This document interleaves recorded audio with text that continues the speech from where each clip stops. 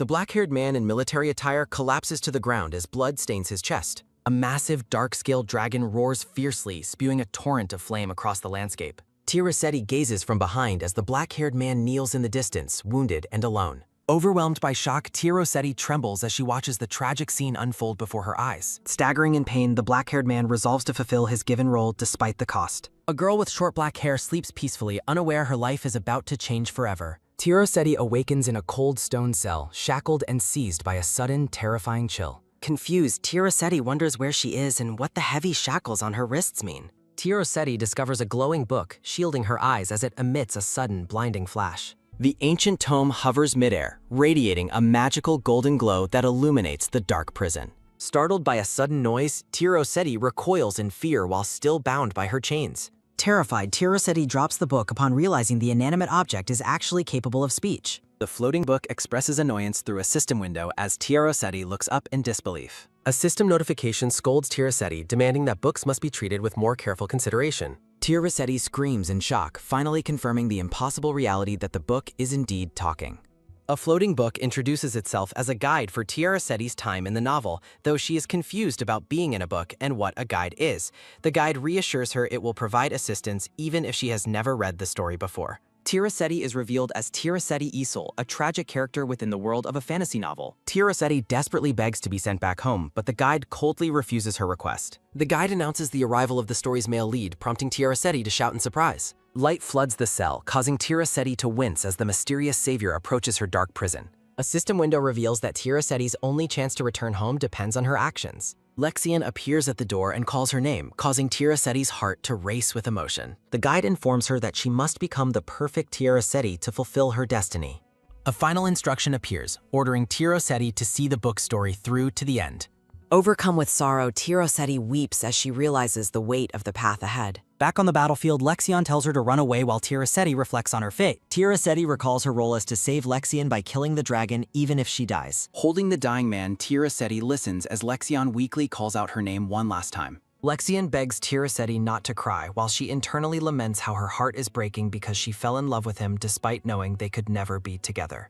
Tia Rossetti laments her forbidden love just as Lexian coughs blood and weakly protests his approaching end. Lexian mumbles a final, desperate plea for her to stop as his strength begins to fade. A glowing system window conveys Lexian's final wish that Tia Rossetti does not attempt to heal him. As a countdown from 10 begins, Tia Rossetti notes that Lexian has never spoken to her so informally before he offers his final wish for her to be happy. With his final breath, Lexian calls out to Tia Rossetti as the world begins to dissolve. Lexian coughs and gazes upward, his body enveloped in a warm, supernatural light during his passing. Crying yet smiling, Tia Rossetti faces the end of her mission with blood on her lips. Tia Rossetti admits what she truly wanted to say as the system confirms the mission is complete but announces an error with the ending. Time rewinds as the system restarts the story, sending Tia Rossetti back to the cold cell floor. Tia Rossetti wakes up in the dark, blinking as she wonders where she has been sent this time. Disturbed by a foul odor, Tia Rossetti covers her mouth and looks around the grim stone room.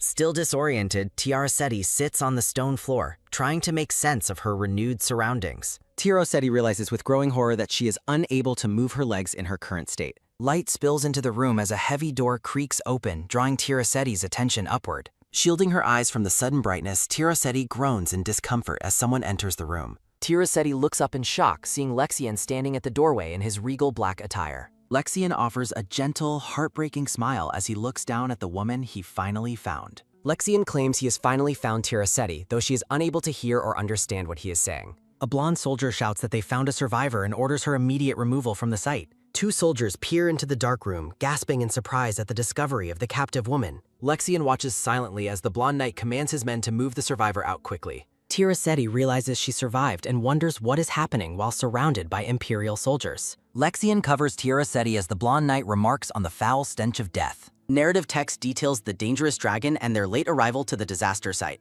Tia Rossetti reflects on the dragon's defeat while being carried away from the many corpses. Lexian carries Tia Rossetti through the stone corridor with a determined and silent expression. The blonde knight calls out for Lexian to wait as he continues walking away. Lexian refuses the soldier's assistance and insists on taking the woman himself. Tia Rossetti laments her failure to return home despite following the book's survival instructions. A memory of Tia Rossetti's previous death appears as she grieves the book's broken promises. Close-up of Tia Rossetti's eyes as she processes the unexpected reset of her tragic story. Lexian carries Tia Rossetti through the ruins and notes they met earlier than he planned. Tia Rossetti gazes at Lexian with disbelief while a single bloodstain marks her pale face. Lexian covers Tia Rossetti's eyes and tells her not to look at the surrounding horrors. A peaceful morning camp is shown as the sun rises over the white military tents. Tia Rossetti wakes up in a clean bed looking exhausted as she regains her consciousness. Tia Rossetti asks about the dragon's fate while Lexian holds her hand at her bedside. Lexian looks away with guilt and apologizes for arriving too late to save her. Tia Rossetti shakes her head and internally questions why he feels the need to apologize. Close-up of Tia Rossetti's confusion regarding Lexian's memories of her in this reset timeline. Lexian touches the blood on Tia Rossetti's cheek and asks if she is physically hurt.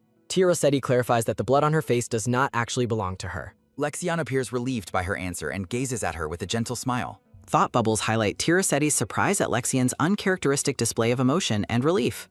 Lexian suggests a nap while Tia Rossetti realizes her magical talking guidebook is missing. Tia Rossetti asks Lexian if he saw the brown book that was previously in the cell. Tia Rossetti gestures frantically while describing the size and appearance of her lost talking book. Lexian ponders her description before admitting he did not see it and offering help. Lexian promises to send his men to find the book while Tia Rossetti remains uneasy. Tia Rossetti reflects on the book's persistent nature and wonders why it is suddenly gone. Tia Rossetti feels sudden dizziness and notices a nosebleed as Lexian calls out to her. Tia Rossetti collapses back in bed and wonders what is happening as her vision fades. Tia Rossetti wonders if she ever shared her name while reflecting on the novel's plot. Narrative text explains Tia Rossetti's role as a supporting character fated to love the hero. Tia Rossetti lies amidst white roses representing her tragic and predetermined role in the story. Lexian dances with the story's true main heroine while Tia Rossetti remains a side character. Tia Rossetti reflects on her feelings for Lexian and her past attempts to destroy the book. Tia Rossetti realizes she can never change the original story regardless of her many efforts. Tia Rossetti sits alone in a red field haunted by the book's constant reappearances. Narrative text reveals how the book forced Tia Rossetti back every time she tried escaping. Dark hands reach out for Tia Rossetti while she wonders how to proceed without her guide. Close-up of Tia Rossetti's blue eye as she prepares to face her new reality.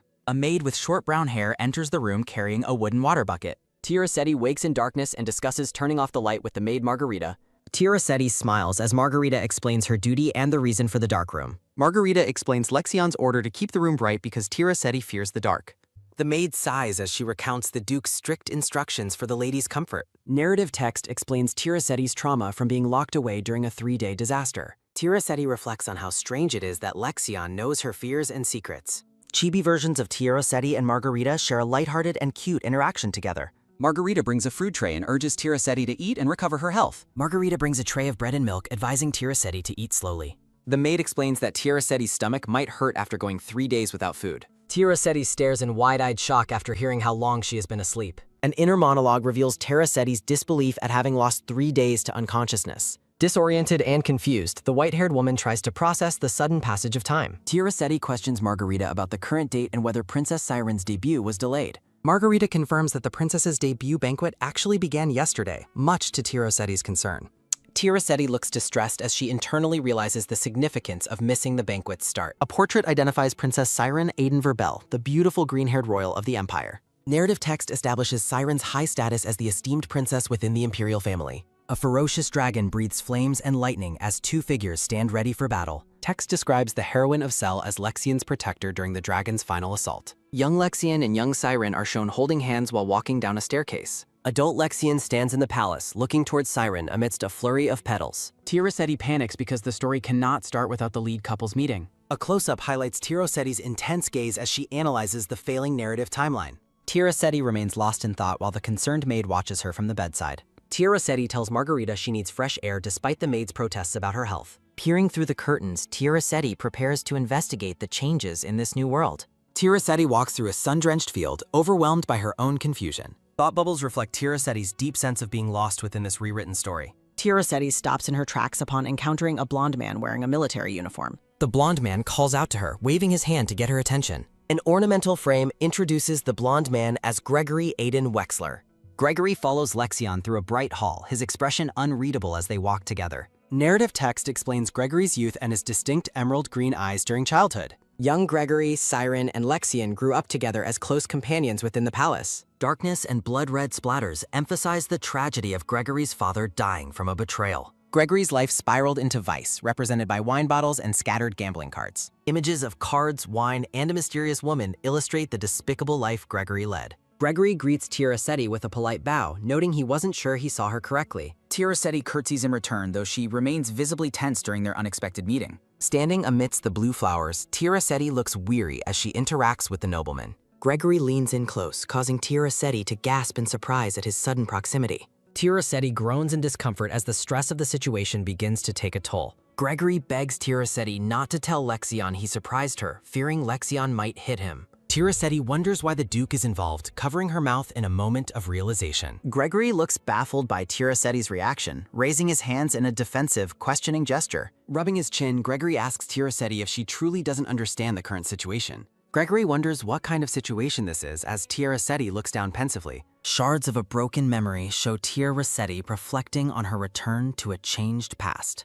Gregory laughs while questioning what could possibly be wrong with Lexion's current strange behavior. Gregory sighs, admitting that the lack of recognition between the two characters is a headache. Gregory offers to explain more about Lexion since Tia Rossetti claims they have never met. Lexion is depicted as a formidable warrior, the legendary protector of the frozen north. The Imperial Palace stands tall against the night sky as Gregory describes a daring act. Tia Rossetti shouts in alarm, realizing Lexion's unauthorized presence in the south is considered treason. Gregory explains that Lexion risked everything to save her tribe from an impending attack. Gregory looks exhausted as he recounts the dizzying effort to organize a legitimate search group. Gregory recalls being dragged along by Lexion while Tia Rossetti wonders what this all means. Tia Rossetti looks distressed as the wind blows through her long white hair under a clear sky. Tia Rossetti wonders if Lexion knew everything while Gregory stands within a swirling, dark, and oppressive void. Flashbacks reveal Lexion personally provided quarters and constant bedside care for Tia Rossetti after finding her. Tia Rossetti questions if Lexion was the one who personally tended to her while she was sick.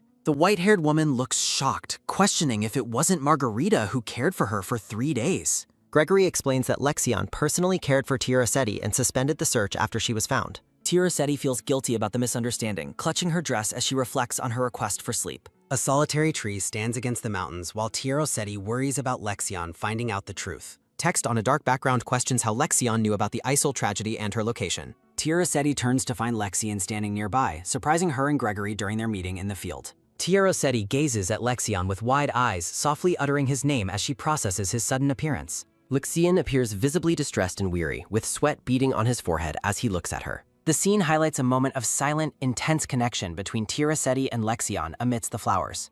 Lexion expresses his surprise and relief after Tia Rossetti vanished immediately upon waking up from her long sleep. Lexion places a gentle hand on Tia Rossetti's forehead, checking for a fever and asking if she's okay. Tia Rossetti bashfully insists she is fine while Lexion continues to tenderly check her temperature with his hand. Lexion offers a warm and gentle smile to Tia Rossetti, his eyes filled with a deep, quiet affection. Lexion pulls Tia Rossetti close, questioning if Gregory summoned her there while she clutches her chest in surprise. Gregory defends himself, raising his hand and insisting that their encounter was purely a matter of chance. Lexion accepts the coincidence, while Tia Rossetti admits she was simply lost and wandering through the bright field. Gregory calls Lexion evil for interrupting, while Lexion dismisses him and orders him to attend to business. Tia Rossetti watches Lexion walk away, reflecting on her deep desire to learn more about his true self. Lexion stops and turns back, questioning Tia Rossetti about why she is staring at him so intensely. Tia Rossetti dismisses his question while Lexion expresses satisfaction that he went out to look for her. Lexion extends his hand toward Tia Rossetti, inviting her to walk with him through the sun-drenched field.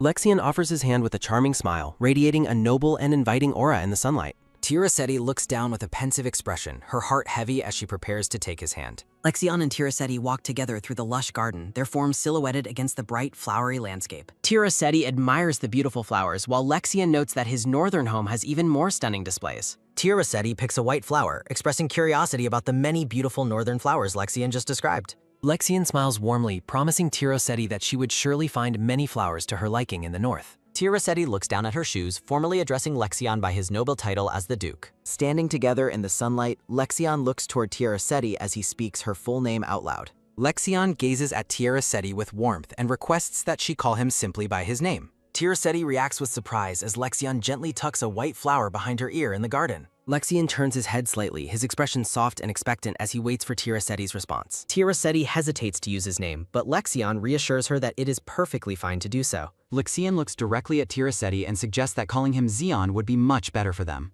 Tia Rossetti stands frozen amidst a field of white flowers, her heart pounding from Lexion's intimate request. A close-up reveals Tia Rossetti's racing heart as she realizes Lexion's presence and words make her feel excited. Lexion pulls Tia Rossetti into a gentle embrace, resting his hand on her head in the quiet garden. Tiroseti blushes intensely as Lexion leans in close and asks again if she can use his nickname. Lexion rests his hand on Tiroseti's shoulder while she tentatively begins to speak his name out loud.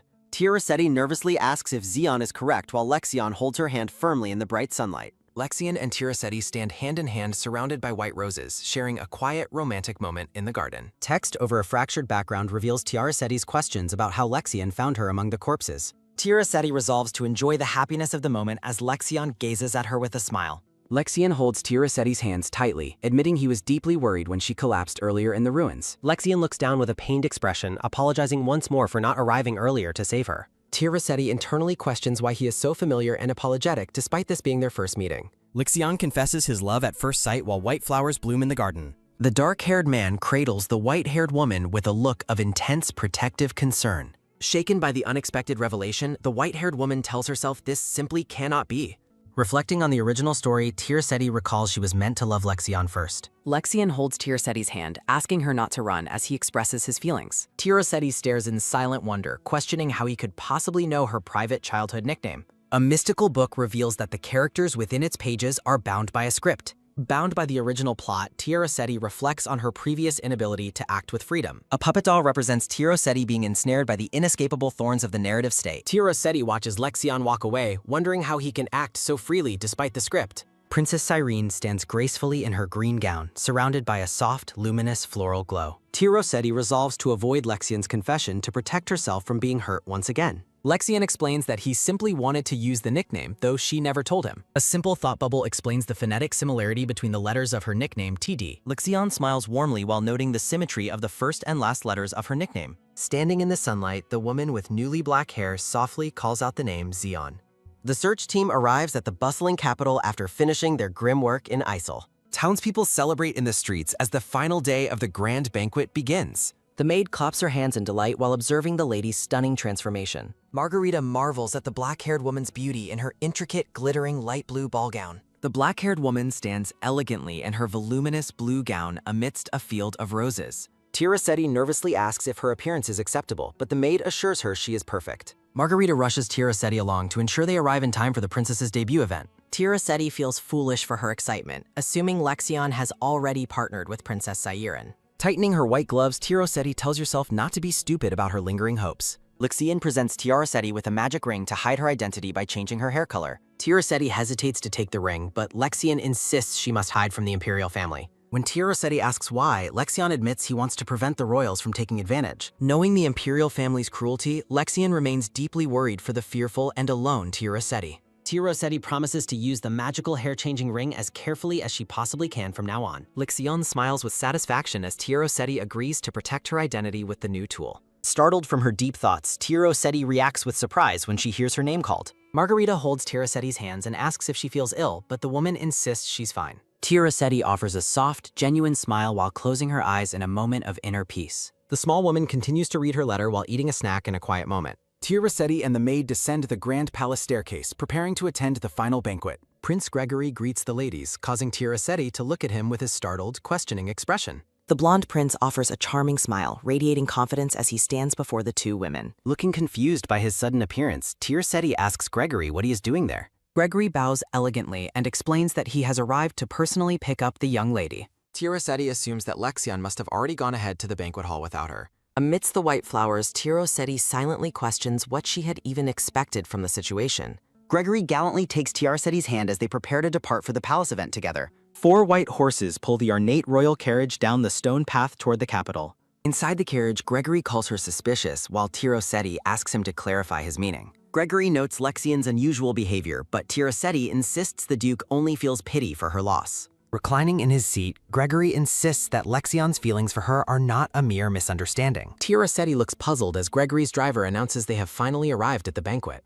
Gregory leads Tiroseti out of the carriage as they arrive at the Grand Imperial Palace. Tiroseti stops in shock, her breath catching as she begins to utter Lexion's name out loud. Lexion stands with noble poise in his formal attire amidst a soft floral background. A thought bubble reveals Tiroseti's sheer disbelief and shock at seeing Lexion there. Tiroseti stands between the two men as Lexion takes her hand, surprising her.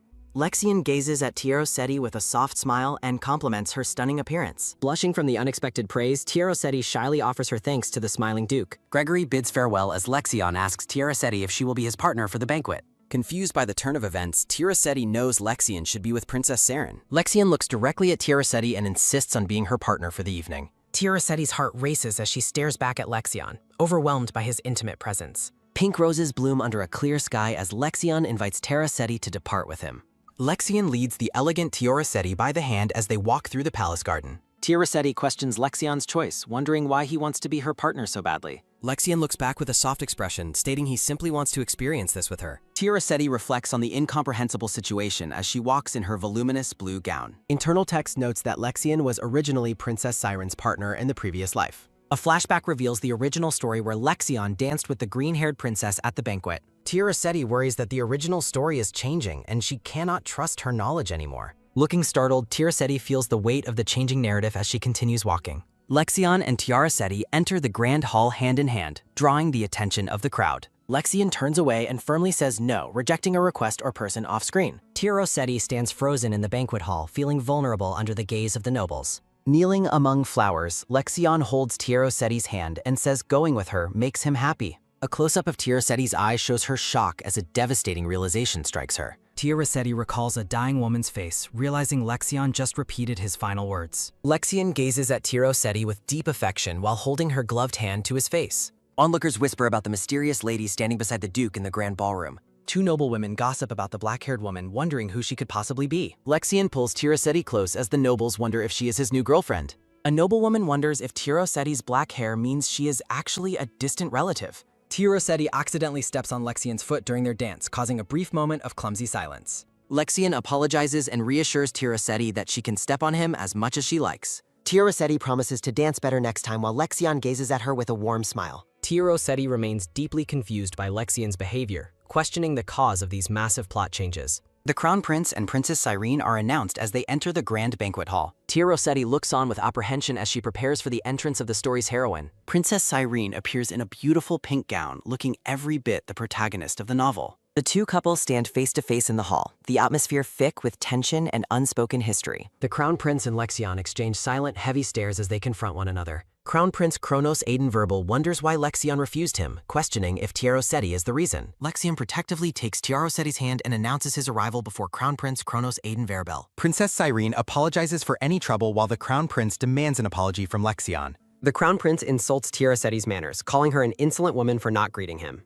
Crown Prince Kronos demands that Rossetti raise her head and look at him directly. Rossetti is taken aback by the Crown Prince's aggressive and demeaning attitude toward her. The prince dismisses Rossetti as uninteresting, insulting Lexion's choice of partner in front of one. Lexion firmly declares that Rossetti has been his intended partner from the very beginning. Princess Sirene watches in disbelief as Lexion refuses to let go of Rossetti's hand. Lexion's expression hardens as he warns the prince not to treat Rossetti with such disrespect. Lexion and the Crown Prince glare at each other, their mutual animosity becoming clear to all. Rossetti looks up at Lexion in stunned silence, shocked by his intense and protective defense. Princess Siren begs Lord Lexion to stop and release her brother immediately. Lexion releases the prince with a rough, dismissive movement that sends him reeling backward. Kronos dismisses the event as no big deal and mockingly asks if touching her is fatal. Lexion looks away with a dark expression as the black-haired woman watches him with concern. The dark-haired man maintains a stern, silent profile while focused on the tense situation. The two noble couples stand in an awkward, heavy silence following the physical confrontation. Princess Sirene looks at Lexion with a sad expression, her feelings clearly conflicted and painful. Lexion offers a brief, cold greeting to the princess on her coming-of-age debut. Bowing slightly, Lexion announces their departure by claiming he is still fatigued from travel. Bidding the princess a polite farewell, the dark-haired man leads his partner away. Kronos glares at their departing figures and insults the Duke for his nasty behavior. Rossetti looks back at the grieving princess and wonders about the cause of her distress. In the moonlit palace garden, the black-haired woman softly calls out to the Duke. Lexion stops and turns as the woman uses his intimate nickname, Xeon, once again. Lexion insists they have no further business, while Rossetti questions their sudden departure. Lexion notes that the woman was trembling, causing her to look down with embarrassment. Rossetti explains her fear of the imperial family, but Lexion questions if it's her first time. The two stand together in the quiet garden amidst the palace's ornate stone architecture. Rossetti worries she caused him trouble, but Lexion confesses he always intended to dance with her. The dark-haired man confirms his feelings by reminding her it was love at first sight. Tia Rossetti is moved by his words, hoping she truly deserves to find happiness this time. The woman covers her mouth in a moment of overwhelmed emotion and deep reflection. Internal text reveals that Lexian's feelings were aided by the darkness of the night. Narrative boxes recount how the imperial family summoned Lexion following the tragic destruction of Isel. Fear and intrigue grow in the capital as news of Isel's demise spreads among the people. Kronos asks if she truly obeys his summons while lounging arrogantly on the throne. Looking confused and worried, Tia Rossetti questions why Kronos has summoned her to the palace. The woman looks around in sudden shock as she begins to realize the trap. Panic sets in as Tia Rossetti discovers the maid is missing and the hall is empty. Cursing her own foolishness for falling for a trick, she watches as Kronos approaches. A dark vision of Lexion pierced by weapons highlights the many enemies he faces. Kronos' face is shown in a chilling close-up as the confrontation enters a new phase. Tia Rossetti flinches as the prince gets closer, her hands gripping her dress in terror. The woman bows formally and offers a salute to the man she calls a lion. Kronos questions her origins and mentions her alleged status as a distant relative of Lexion. A thought bubble notes that she was labeled a distant relative even in her previous life. Tia Rossetti claims she previously lived in the south while struggling to hide her visible trembling. Narration describes the severe imperial control over the sole survivor from the special breed of Isel. Lexinian is depicted fighting bloody battles against monsters as the imperial family's tool for war. A flashback reveals that Tia Rossetti once approached the imperial family alone to confront them. A girl with silver hair appears in a field as the narrative notes her past difficulties. Tia Rossetti resolves to break the cycle of pain and find happiness instead of tragedy. Kronos stands before her and asks what he could have done to make her shake. Looking down with a mocking smile, the prince asks if she finds this situation unusual. A close-up of Tia Rossetti's eye shows her terror as she realizes the prince's intent. Kronos suddenly muzzles the woman with his hand to prevent her from calling out. The prince sinisterly asks if she would like to practice her right to remain silent. Shouting that she is insolent, Kronos strikes the woman and sends her flying backward. Tia Rossetti collapses onto the floor in a state of complete shock and physical pain. Kronos mocks her bloodline and status, declaring her duchess claims are a never-ending fraud. Kronos shouts that they insulted the imperial family and orders the woman's immediate imprisonment. A close-up of Tia Rossetti's eye reveals her boiling anger and sharp, silent resolve. Someone questions the prince's serious nature as a streak of light crosses the pause. Gregory informs Lexion that everything is a trick as they talk in the hallway. Lexion prepares to act while Gregory insists that the entire situation is a trap. Lexion acknowledges the danger as Gregory asks him for a very important personal favor. A hand in a white glove reaches for a handle, pleading for a chance. Gregory begs Lexion to save Tiara for his sake as he leaves the room. Battered and shackled, Tia Rossetti lies in a heap on the cold, dark dungeon floor. She curses Kronos for her current misery while lying defeated in the dark cell. Internal text notes that the original Tia Rossetti could never have stood this darkness. Determination burns in her eye despite the blood staining her cheek and her injuries. Tia Rossetti reflects on her feelings for the original woman who lived through this before. Margarita reflects on the situation with a sigh while standing in the Palace Martin. Tia Rossetti thinks back to the three maids, including the clumsy one who betrayed her. Reflecting on her complacency, she admits her focus was entirely consumed by her love for Lexion. A flashback shows her previous life self resting among purple flowers under a starry sky. Tia Rossetti lies on the floor, reflecting on her original world and her loss of direction. Sudden footsteps echo through the corridor, causing Tia Rossetti to flinch in her desperate state. Startled and fearful, the shackled woman demands to know who is approaching her cell. Her heart beats rapidly as a soft glow begins to fill the oppressive dungeon darkness. Gregory arrives with a lantern and curses Kronos for his cruel and bastardly behavior. He continues to denounce the mean person responsible for her current state of suffering. Finding her in chains, Gregory asks how this horrific situation could have possibly happened. He promises to free her soon and asks if she is able to stand up. Tia Rossetti apologizes, explaining her injuries are too severe for her to get up right now. Gregory brings a stretcher to help her while she frantically asks about Lexion's locations. Brushing his hair back, Gregory reveals that Lexion is currently away from the capital. Confusion and shock wash over Tia Rossetti upon learning of the Duke's absence during this crisis. Gregory looks down with a grim expression, his eyes reflecting the gravity of their predicament. He explains that Kronos used Tia Rossetti as a hostage to threaten and control the Duke. A flashback reveals Lexion's distress as Kronos issued his heartless and cruel demands. Lexion was forced to fight monsters to retrieve a powerful magical object known as Nox. The blue gemstone, identified as the heart of monsters, is shown in a radiant display. Tia Rossetti is devastated, questioning the situation and cursing her own perceived uselessness as a partner. Gregory covers his face in despair, lamenting the terrible circumstances they find themselves facing. Tia Rossetti offers a tearful apology for being the cause of Lexion's current dangerous ordeal. Reassuring her, Gregory insists that the blame lies entirely with the mean person who conspired. Looking away, she silently prays for Lexion's safety while he faces monsters in her stead. Clasping her hands together, she begs Lexian not to let himself get hurt for her. A doctor confirms Tira Seti's injuries aren't fatal while she recovers in her bedroom. Her maid, Margarita, approaches with a worried expression and calls out to her miss. Margarita begs her not to leave alone again and to rely on her more often. Tira Rossetti realizes the maid expected her to be dead and had already mentally abandoned her. The maid offers to fetch water and turns to leave the room in a hurry. Tira Rossetti commands the maid to wait, stopping her before she can make a hasty exit. Sitting up with bandages on her face, Tira Rossetti asks if she has something to tell. She reflects that her past self would have let such a person go unpunished. Margarita nervously asks what is happening, sweating under the weight of her mistress's gaze. Tira Rossetti reveals she wasn't alone as the other maid enters, exposing Margarita's lies. The short-haired maid asks with whom the mistress went out if she wasn't alone. A hand points dramatically into a void filled with a soft, glowing light.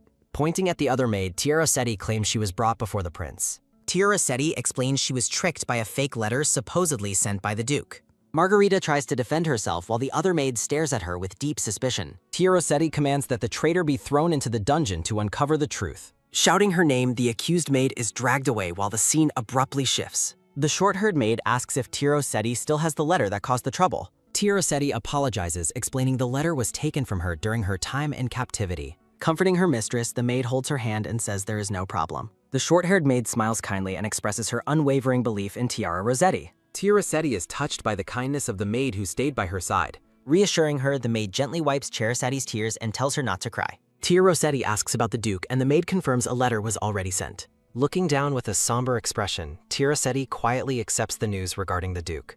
Both women turn toward the door in alarm as a sudden loud noise erects. A maid screams in terror as people gather near the brightly lit hall entrance. Someone calls out for the Duke as Lexian appears, covered in blood and injuries. A man rushes to Lexian's side, frantically asking His Excellence if he is all right. Lexian waves them off and insists he is fine, stubbornly refusing to see a doctor.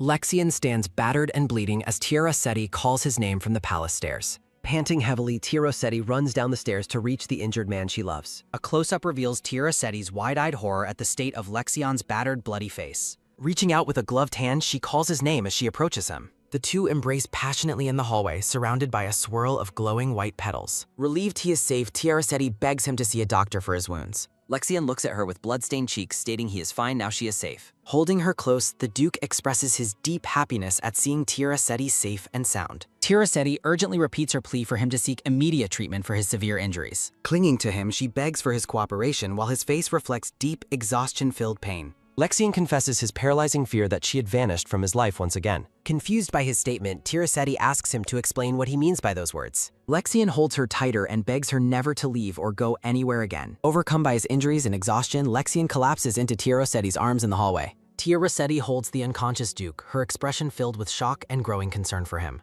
Time passes as the scene shifts to Lexian resting and recovering in a large bed. As he rests, Lexian weakly asks her not to use her healing powers on him. Tira Rossetti apologizes but explains she cannot bear to see him in such physical pain.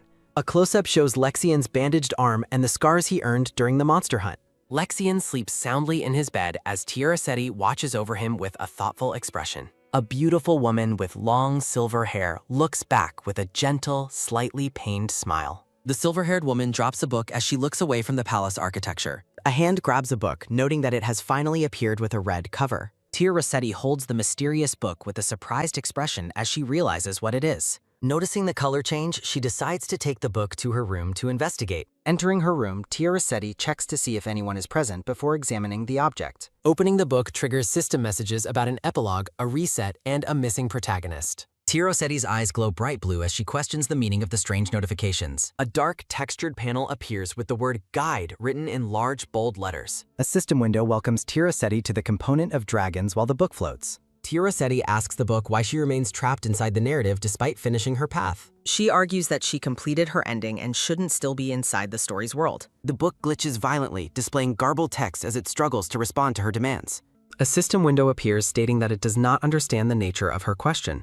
Tira Rossetti questions if the ending has undergone a change while the book remains silent and floating. The system officially announces that Tira Rossetti Asal has become the new protagonist of the story. It commands her to defeat the evil dragon using the name of the previous hero, Lexion. The dragon has strengthened, and a notification reveals that Tira Rossetti's secret ability is finally being revealed. A radiant woman with long silver hair appears, channeling powerful blue energy from her open palms. Tira Rossetti shouts in disbelief, throwing the book across the room as she rejects the sudden change. She yells that this new development goes against the promise made regarding the story's original conclusion. Tia Rossetti picks up the book and reflects that a complete reset of the narrative makes no sense. Opening the volume, she realizes the content of the novel she achieved has completely disappeared. Tia Rossetti demands the guide appear as she grips the book with frustration over the lost narrative. The guide explains that Lexion Sparrow was disqualified as a protagonist for deviating from his route. Tia Rossetti absorbs the shocking news as the system confirms the truth about Lexion's change in status. She asks the open book if Lexion is a traveler like her who returned to the past. The system clarifies that Lexion is not a traveler, making a reset of the story impossible. A close-up of Tia Rossetti's eye shows her shock upon learning that Lexion didn't actually come back. She reflects on Lexion's past behavior, wondering why he acted that way if he hadn't returned. Lexion sleeps soundly in his bed, unaware of Tia Rossetti's internal turmoil and the book's revelations. Tia Rossetti internally demands that Lexion provide a full explanation for his mysterious and confusing actions. She gazes at the sleeping Duke, silently begging him to tell her the truth about his memories. The guide explains that Lexion's current role is unknown because the settings are continuously changing. Scolding the book, Tia Rossetti complains that it shouldn't confidently admit it has no information. A chibi Tia Rossetti shakes the book, frustrated that she can no longer see the story's end. The system explains her right to see future content decreased when she became the main character. Tia Rossetti questions the new trailer system that will selectively provide snippets of the upcoming story. The book flutters its pages rapidly as it prepares to demonstrate the new trailer functionality. Tia Rossetti reflects that receiving a penalty means the story might unfold in a way she dislikes. A close-up of Tia Rossetti's wide blue eyes captures her sudden surprise at a new revelation. She reaches out and shouts for the floating book to wait before it can vanish again. Tia Rossetti stares at the glowy runic circle appearing in the book, questioning what it means. A hand offers Tia Rossetti a plate of steak, encouraging her to eat and restore her strength. Tia Rossetti looks back at Lexion with a subtle blush while they sit at the dining table. Lexion smiles warmly at her, expressing relief that she no longer appears to be upset. He asks Tia Rossetti why she acted the way she did during their recent ordeal.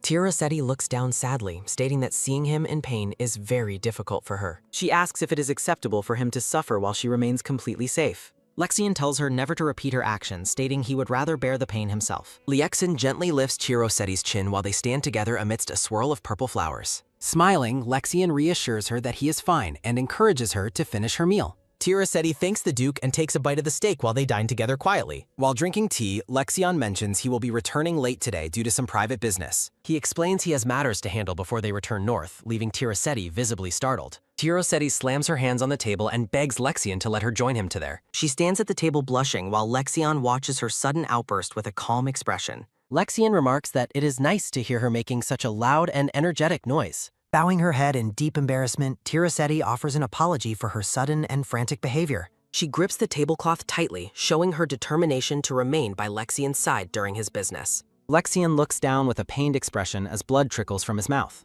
A floating message reveals that Lexion Sparrow's existence is a dangerous and unstable variable. Despite the risks mentioned, the narrator vows to save Lexion until the very end. Back in the palace, Tia Rossetti stands up abruptly while Lexion watches her with interest. Tia Rossetti asks to join Lexion today, assuming he is going to meet with Gregory. Lexion pauses for a moment, letting out a thoughtful hum as he considers her request. Lexion smiles warmly at Tia Rossetti and agrees to let her accompany him on his trip. Tia Rossetti wonders if the business he mentioned involves visiting a specific type of establishment. The scene shifts to a luxurious shop filled with dresses as Tia Rossetti questions their purpose. Lexion looks at the selection of clothing with a very serious and contemplative expression.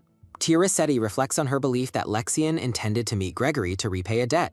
Lexion holds up a light blue hooded cloak and asks Tia Rossetti for her opinion. Explains that since they are in the capital, he wanted to buy her clothes. He blushes and expresses his relief that she offered to join him on this errand. Lexion notices Tia Rossetti's stunned silence and worries that she might not like the choice. A chibi Tia Rossetti denies any dislike and frantically promises she will try the outfit on. Tia Rossetti notes that he chose hooded clothes to protect her from the cold northern winds. She recalls a past life where Lexion showed the same thoughtful consideration toward Saren. Tia Rossetti realizes that all of his attention and care are now directed completely at her. Tia Rossetti looks elegant as she models the light blue winter gown and matching fur-lined cloak. Lexion gazes at her with a soft blush and tells her that she looks beautiful. Shyly thanking him, Tia Rossetti blushes while adjusting the intricate lace of her new winter outfit. Lexion instructs the shopkeeper to send all the selected items directly to the castle. A chibi Tia Rossetti is shocked, wondering if he's buying everything they looked at today. Tia Rossetti stands ready to leave the shop as Lexion prepares to head to their next destination.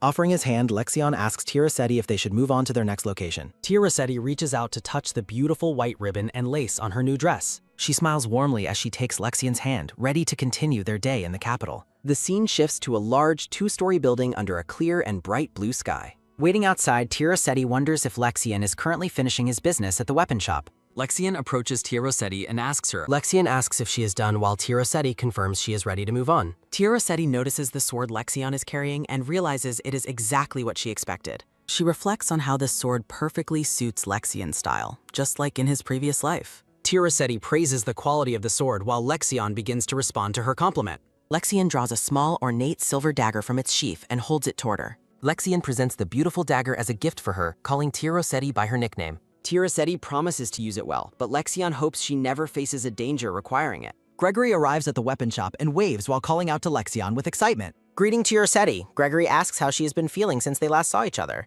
Tia Rossetti dismisses the formalities, telling Gregory there is no need for them unless he wants embarrassment. Gregory tells Lexian that he has been looking for him to discuss an important matter. Gregory hugs Lexian and jokes that the time has come for him to repay his brother. Gregory explains he was assigned to host the diplomatic delegation from the Cortez Kingdom. A silhouette appears as Gregory mentions that the Prince of Cortez is eager to meet Lexian. Gregory asks Lexian if he is available to meet with the prince while in the capital. Lexian looks pensive, wondering if the royal family expects his immediate return to the north. Gregory tells him not to worry about the royal family's expectations for the time being. Gregory explains that the Prince of Cortez sent a letter once he heard Lexian was present. A fancy letter appears as Gregory states the emperor will have no choice but to agree. Lexian states his plan to make a stop before their journey back to the north. Tia Rossetti stands between Gregory and Lexian, reflecting on the grim possibility of Lexian's impending death. Determination fills Tia Rossetti's gaze as she vows to stay by Lexian's side at any cost. Gregory watches the exchange with a look of mild surprise and growing curiosity. Gregory invites Tia Rossetti along if she is bored, but Lexian warns it is dangerous. Nevertheless, Tia Rossetti insists on going. Gregory laughs at the situation and asks Lexian if he truly wants Tia Rossetti to come along. Tia Rossetti looks up pleadingly, asking for permission to accompany them on the dangerous errand. Lexian yields to Gregory's preference while the blonde man expresses his gratitude for the Duke's cooperation. Lexian tells Gregory he is placing his trust in him as Tia Rossetti watches their exchange. Gregory winks playfully and promises they will see each other at the appointed time and place. 3 days pass since the diplomatic delegation arrived, marking a shift in the story's pacing. A carriage moves through the bustling city streets as the day of the meeting arrives. Tia Rossetti reflects on the limitations of the trailer system, realizing she cannot predict Lexian's death. Tia Rossetti questions the finality of her own death within the context of the novel. In a flashback, the silver-haired traveler reads the book as the system warns that her death would end the story. She reacts with annoyance, prompting the system to note her desire to live. The system promises to protect the traveler until the story's conclusion, leading Tia Rossetti to begrudgingly acknowledge it has a conscience despite calling it a fraud. Tia Rossetti considers her invincibility buff but remains wary as she still deeply dislikes the sensation of pain. Lexian notices Tia Rossetti's distress and asks if she is intimidated by the large number of people present. Lexian expresses concern over her tension, but Tia Rossetti lies, claiming she is simply excited to see the delegation. Lexian takes Tia Rossetti's hand in a protective gesture, grounding her amidst her internal panic. Lexian gently asks if holding her hand will help alleviate her fear while they walk together. Tia Rossetti is frozen in shock by Lexian's sudden and intimate display of public affection. Lexian blushes and asks if his gesture is unhelpful as he notices Tia Rossetti's continued stunned reaction. In a lighthearted chibi moment, Tia Rossetti enthusiastically confirms she feels better, and Lexian expresses his relief. Nothing says, "I'm okay," like a sudden transformation into a tiny, blushing chibi version of yourself. The scene shifts to a bright courtyard framed by white flowers and a grand carriage. Doves fly over the majestic towers of the palace as the important meeting begins. A mysterious voice calls out to Lexian, revealing they have been waiting for his arrival. A beautiful woman with long, mint green hair and a white gown appears, looking elegant and serene. The persistent voice repeats the claim of waiting, emphasizing a sense of fated expectation. Saren stands amidst a garden of blooming flowers, smiling warmly at the approaching group. Lexian introduces Tia Rossetti to the group, grandly welcoming them to the heart of the Aiden Empire. Saren smiles and expresses her pleasure at seeing Lexian again after their time apart. Lexian asks why she is present, and Saren explains she wanted to assist with the delegation's entertainment. Saren acts disappointed by Lexian's lack of joy, prompting him to offer a polite, formal apology. Saren maintains a perfectly composed smile, though her eyes hint at a deeper, unspoken agenda. Tia Rossetti notices Saren's obvious interest in Lexian and worries about his current feelings toward the original heroine. Saren continues to smile with practiced grace, seemingly oblivious to the tension between the others. A cold, calculating look flashes in Saren's eye as she observes the couple's proximity. A close view captures Lexian firmly holding Tia Rossetti's hand as they face the new arrival. Tia Rossetti panics internally upon realizing Lexian is still holding her hand right in front of Saren. Tea Rossetti struggles with the urge to pull away from Lexion's grip before Siren notices. Lexion tightens his grip on Tea Rossetti's hand as she tries to pull away from the public contact. Lexion remains stoic and focused, refusing to let go of Tea Rossetti's hand during the encounter. Siren comments on their close relationship and expresses a desire to become friends with Tea Rossetti too. Siren poses a question about timing, directing her attention toward the upcoming diplomatic tea. Tea Rossetti is confused by Siren's vague query and asks for clarification regarding the schedule. A vision of a regal woman with purple hair appears as Siren mentions her planned tea time. Siren invites Tea Rossetti to join her for tea since Gregory and Lexion will also be attending. Lexion looks at Tea Rossetti and assures her she can decline the invitation if she feels uncomfortable. Tea Rossetti looks up at Lexion and declares her firm intention to go wherever he goes. Lexion gazes into the distance, expressing a lack of excitement regarding the current circumstances. Tea Rossetti resolves to stay close to Lexion as the scene shifts to lush greenery. Tea Rossetti maintains a silent, watchful gaze while Lexion remains focused on the path ahead. Lexion politely addresses the mint hair princess, inviting her to lead the way forward. Siren reassures Lexion that the upcoming event will be an enjoyable experience for him. The setting shifts to a grand, ornate pavilion overlooking a tranquil garden and fountain. A group gathers for an elaborate outdoor tea party filled with delicacies and conversation. The purple-haired woman gracefully sips her tea amidst the serene and floral garden atmosphere. The woman offers thanks for a compliment while Tea Rossetti sits quietly at the table. Tea Rossetti feels deeply uncomfortable with the social tension of the diplomatic tea gathering. Gregory watches Lexion train a young boy while the purple-haired woman observes the scene. Gregory startles Tea Rossetti by bluntly asking if she harbors romantic feelings for the Duke. Tea Rossetti admits she simply wishes to watch over Lexion, leaving Gregory visibly surprised. Tea Rossetti dismisses her behavior as habit, but Gregory tells her that excuses are unnecessary. Gregory questions if the women are bored, and both Siren and the guest agree. Gregory laughs, noting his surprise that Siren would openly admit to finding tea time dull. Siren remarks on Gregory's directness, finding his conversational skills more impressive than she anticipated. Tea Rossetti watches the interaction between the royal siblings as the garden party continues around them. Siren kindly asks Tea Rossetti if the food provided is not suited to her specific tastes. Tea Rossetti praises the food while Gregory teasingly claims she actually finds the meeting boring. Siren apologizes for making her uncomfortable, but Tea Rossetti insists everything is fine and delicious. Gregory catches Tea Rossetti in a lie, pointing out how much she has been eating. Siren scolds Gregory for his behavior, while he defends his lack of traditional knightly poise. Gregory mentions his uncle's potential disappointment, causing a sudden pause in the group's drinking. A heavy silence falls over the table as someone sets down their teacup abruptly. A title card presents the name Siren Aiden Burble against a deep purple backdrop. Siren reacts with shock as Gregory suddenly stands up to leave the tea table. Gregory announces his departure to get some fresh air, leaving the gathering behind him. Gregory tells Siren to stay behind while Tea Rossetti watches him walk away in concern. A grim memory surfaces regarding the execution of Gregory's father for the crime of treason. Siren asks Tea Rossetti for a personal favor as they sit alone at the table. Siren reveals Gregory's loneliness and asks Tea Rossetti to go and keep him company. Tea Rossetti decides to follow Gregory since Lexion is busy training the young boy Xion. Tea Rossetti nods her head, agreeing to Siren's request to look after the blonde prince. Siren watches Tea Rossetti depart with a calm and inscrutable expression on her face. Gregory lies in the grass, telling the person approaching him to leave him alone. Gregory is startled to see Tea Rossetti standing over him instead of his mint-haired sister. Tea Rossetti looks down at the rusting prince as the bright sun illuminates the garden. Tea Rossetti stands silently by Gregory's side as he remains lying on the green grass. Gregory notices Tea Rossetti's watery eyes and asks if she has been crying recently. A close-up reveals Gregory's wide-eyed surprise at Tea Rossetti's sudden appearance and emotional state. Gregory claims his tears were just from a yawn, while Tea Rossetti remains skeptical of him. Tea Rossetti smiles warmly and tells Gregory that she believes his excuse about the yawn. Gregory rubs his head in frustration, feeling embarrassed by his own transparency during their encounter. Tea Rossetti acknowledges the sorrow in the prince's eyes while he stubbornly insists he only yawned. The scene transitions to the grass where a small green clover is finally discovered. Gregory spots a four-leaf clover and reaches out his hand to present the lucky find. Tea Rossetti looks on with interest as Gregory prepares to hand over the small green plant. Gregory jokingly retracts the offer, claiming he is too unlucky to give away the clover. Tea Rossetti mocks Gregory's previous emotional display while the prince wonders why she is acting strangely. Tea Rossetti laughs joyfully, her face glowing with happiness as she stands in the sunlit garden. Tea Rossetti offers the clover specially to the prince, who watches her with a calm and curious expression. The blonde prince holds the small green four-leaf clover against the backdrop of a bright blue sky. Tea Rossetti kneels in the grass to resume her search while Gregory stands behind her, watching her intently. Gregory asks what she is looking for, and Tea Rossetti says she wants another clover for Zion. Gregory questions her affection for him, but Tea Rossetti denies it.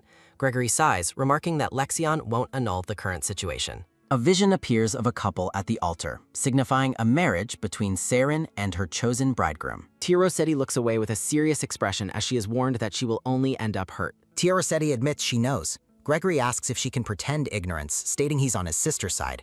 Tia Rossetti suggests he return the clover if he intends to give her advice. Gregory surprises Tia Rossetti by reaching out and gently tucking the green four-leaf clover into her long hair. Gregory closes his eyes and smiles warmly at Tia Rossetti, sharing a brief moment of peace and sincerity.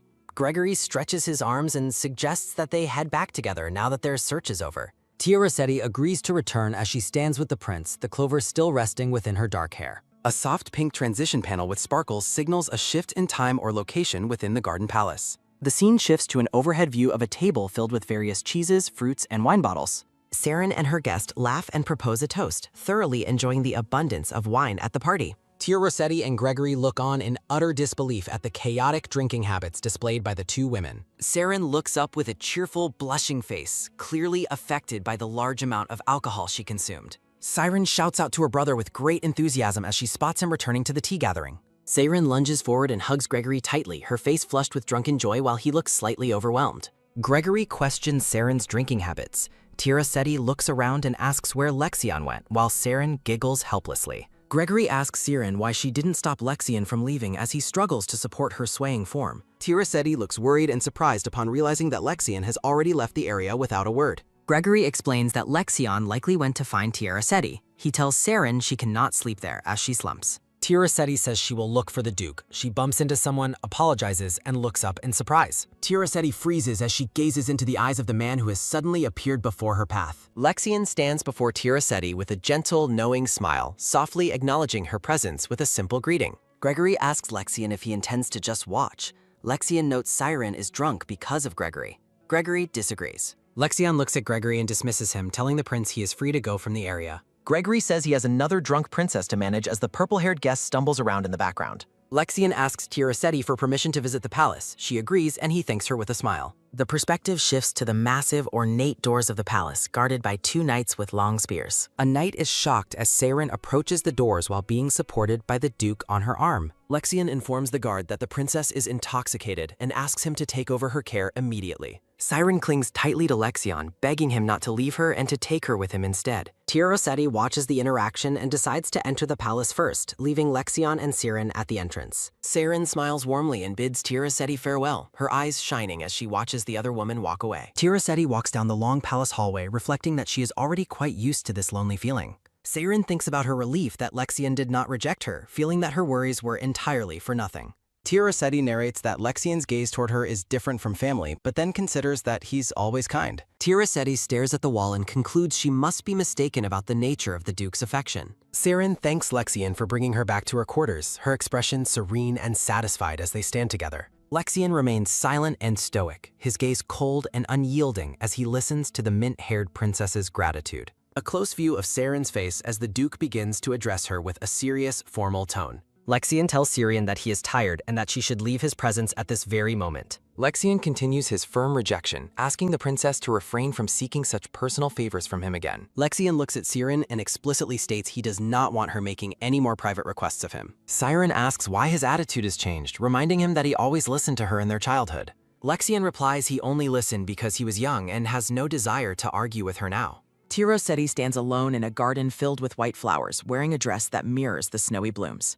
A hand clenches tightly against white fabric, betraying the intense emotional conflict hidden beneath a calm outward appearance. Lexion bows politely to the princess, announcing his departure as he prepares to leave. Saren stands alone in the palace hallway, watching the Duke walk away from her. Saren trembles with rage, questioning if she has been discarded despite not even being a stranger. A title card appears against a dark, streaked background, marking a major shift in the scene. Soft light and drifting sparkles illuminate the ornate interior of a quiet, luxurious room. The silver-haired woman lies on the floor while a mysterious leather-bound book floats nearby. A system window notes Tia Rossetti's depression and offers help while she lets out a heavy sigh. Tia Rossetti refuses the system's help as she abruptly sits up in her dimly lit bedroom. Pages of the floating book reveal recent memories involving Gregory and the dark-haired version of Tia Rossetti. The silver-haired woman is struck with sudden shock as she realizes the book contains her secrets. Tia Rossetti questions why her private interaction with Gregory has been recorded within the magical text. The system window explains that the interaction was recorded because it featured the male protagonist. Tia Rossetti reacts with utter disbelief at the claim that Gregory is considered the story's main male protagonist. Tia Rossetti demands an explanation while the system clarifies that every main character requires a male lead. An illustration within the book depicts Gregory and the silver-haired woman sharing a romantic moment. Tia Rossetti insists Lexion is the only lead, but the system claims Gregory will replace the unknown Duke. A sudden knock at the door causes the silver-haired woman to freeze in alarm. Tia Rossetti quickly hides her book and invites the unexpected visitor to enter her private quarters. Lexion enters the room, calling her TT and noting the light was still on in her chamber. Tia Rossetti assumes the Duke returned after escorting Saren and mentions she was about to sleep. Lexion looks surprised by her early bedtime, causing a moment of awkward silence between the two. Tia Rossetti peeks out nervously in her chibi form, wondering about the purpose of Lexion's late visit. Lexion asks if she has any requests before his departure for the north, seeking her company. Lexion awkwardly scratches his face while suggesting they visit a night market together before he leaves.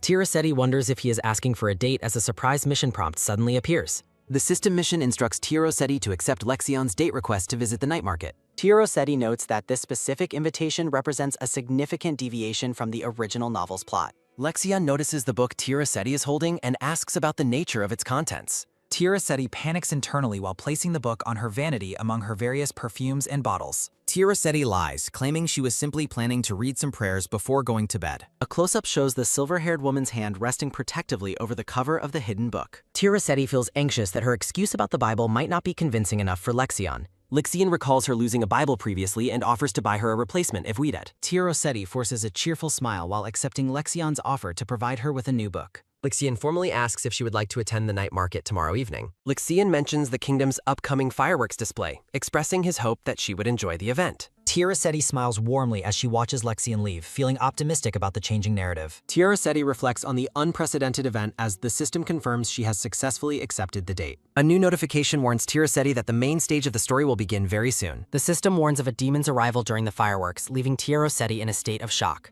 The scene shifts to the crowded streets of a festive night market illuminated by colorful lights. Lexion and the dark-haired Tia Rossetti walk through the market square amidst a throng of celebrating townspeople. Lexion places a flower crown on Tia Rossetti's head and tells her that she looks very lovely. Tia Rossetti looks up with a soft, blushing face, clearly moved by the Duke's thoughtful gesture. Tia Rossetti clutches her dress in nervous anticipation, fearing the demon could appear at any moment. Lexion calls out to Titi, startling her out of her deep and worried internal thoughts. Lexion suggests visiting a dessert cafe to rest, though Tia Rossetti notes he usually dislikes sweets. Lexion smiles and holds Tia Rossetti's hand, admitting he is willing to go because she likes them. Saren and Gregory sit together at an outdoor table, watching the festive crowds from a distance. Lexion and Tia Rossetti stop in their tracks, reacting with shock upon spotting the royal siblings. Tia Rossetti wonders if Gregory is there. The blonde prince notices the group and asks if they are also attending. A title card precedes the blonde prince asking the others if they have also arrived at the market. Lexion proposes going elsewhere, while Tia Rossetti reacts with confusion at the black-haired Duke's sudden suggestion. Tia Rossetti claims to have witnessed a significant moment, while Lexion reacts with a look of silent contemplation. Lexion offers a formal greeting. Gregory apologizes to the dark-haired woman for the events of the previous day. Tia Rossetti accepts the apology and inquires about the outcome of Lexion's activities from the previous night. Gregory notices Saren's depression and asks for the cause, but Lexion denies knowledge of the princess's feelings. The blonde prince expresses his suspicion that the black-haired Duke is aware of Saren's current emotional state. Cyrene approaches the two men and asks why they are discussing private matters without including the others. Gregory invites Lexion to see fireworks, but the black-haired Duke firmly rejects the blonde prince's offer. A loud ringing sound echoes, causing Tia Rossetti to react with sudden and intense shock at the noise. Tia Rossetti questions the situation while remembering a bloody image of Lexion from a previous fireworks event. The dark-haired woman fears that a catastrophe will involve the black-haired Duke in the very near future. Lexion asks Tia Rossetti what is wrong while a system window warns of a penalty for refusing tasks. A system notification announces that the appearance of the evil dragon is approaching much sooner than expected. Tia Rossetti covers her mouth in absolute horror upon realizing the gravity of the impending dragon's arrival. The festival lights suddenly extinguish, plunging the crowded market and the townspeople into a state of confusion. Tia Rossetti wonders if the evil dragon is arriving immediately as she looks around the darkened market square. Terrified screams fill the dark air as chaos erupts throughout the festive market area and the streets. Townspeople flee in terror from the dragon while Tia Rossetti frantically searches for Lexion in the deep darkness. A hand suddenly grabs Tirasetti's shoulder, causing her to react with a look of startled and fearful surprise. Gregory urges Tirasetti to evacuate while she recognizes the blonde prince's timely and protective presence nearby. Tirasetti notes the Duke is missing. Gregory explains Lexion's path and orders her to seek protective shelter. A massive crashing sound echoes as panicking townspeople flee from the terrifying and destructive draconic threat. Tirasetti demands to know where the prince is going as she breaks away from his protective grasp. Tirasetti realizes the protective shield is failing while loud crashing sounds signal the dragon's violent and destructive arrival. A hand tightly grips a wrist, stopping the dark-haired woman from running toward the center of danger. Gregory shouts in frustration, demanding to know if Tirasetti is ignoring his urgent orders to evacuate immediately. Tirasetti demands to be released, but Gregory refuses, warning her that she will die if she stays. Gregory profile. He questions her ability to help and warns that she will only end up dying there. Tirasetti argues that Lexion is in danger because the dragon is too powerful even for master-level knights. The dark-haired woman pleads for her release while her hands tremble with intense fear and desperate concern. Gregory stares at Tirasetti with a look of silent contemplation and inner turmoil regarding the dangerous situation. Gregory curses in frustration as he realizes he cannot stop Tirasetti from pursuing her reckless and dangerous goal. Gregory agrees to go together, admitting he cannot face Lexion if he lets Tirasetti go into danger alone. Tirasetti notes her physical weakness and urges the blonde prince to seek a doctor if he gets hurt. Gregory reassures her about the palace healers while focusing his attention on the impending and dangerous confrontation ahead. Gregory asks what is wrong. Tirasetti realizes with horror that she left Seiren behind in a building. Tirasetti desperately hopes the mint-haired princess managed to evacuate safely during the chaotic and terrifying dragon attack. The dark-haired woman gasps in terror upon realizing that Seiren is still in the path of danger. Gregory reacts with shocked disbelief upon hearing that his sister, Seiren, might still be in the area. Seiren runs through the dark palace grounds while a massive explosion occurs behind the fleeing mint-haired princess. Seiren falls to the ground in terror as a dark and menacing presence looms over the palace courtyard. A massive, terrifying dragon appears before Seiren, letting out a roar while someone frantically shouts the princess's name. The evil dragon looms over the cowering princess as a loud roar and shouts echo through the darkness. Tirasetti shouts for the prince as he rushes toward the danger to save his younger sister, Seiren. A hand reaches out suddenly, signaling an unexpected arrival amidst the chaos and destruction of the dragon attack. The dark-haired woman looks up in surprise as she recognizes the person who has suddenly appeared before her. Tirasetti asks where Lexion was. He apologizes for leaving and insists on staying to fight the danger. Tirasetti calls out to Lexion as he draws his sword and charges forward toward the evil dragon. Seiren looks back in terror as the dragon's presence causes immediate chaos at the festival. The dragon roars violently while Gregory protects Seiren, pulling her away from the monster's maw. Gregory urgently questions why Seiren was in the dangerous area and insists they evacuate immediately. Gregory expresses relief at Seiren's safety and orders a knight to prioritize the princess's protection. The blonde prince orders the woman to remain still while she asks about his own safety. Lexion struggles against the dragon, realizing they must prevent it from using its deadly breath. The black-haired duke watches with growing concern as the dragon prepares its next major attack. The dragon exhales a massive stream of fire, narrowly missing the fleeing dark-haired woman. A system warning announces the protagonist is in danger while Tirasetti watches in absolute horror. A massive explosion erupts behind Tirasetti, filling the night sky with fire and debris. Gregory shields the dark-haired woman from a shower of ash and burning fragments from the blast. Tirasetti is stunned to hear Gregory mention the passage of 10 years during the chaos. Gregory asks the dark-haired woman if she is unharmed, and she confirms she is fine. Tirasetti asks about the prince's condition as a magical book appears in a blue light. Tirasetti angrily confronts the system, reminding it that the protagonist was supposed to be safe. The system book explains that survival does not prevent the protagonist from sustaining painful injuries.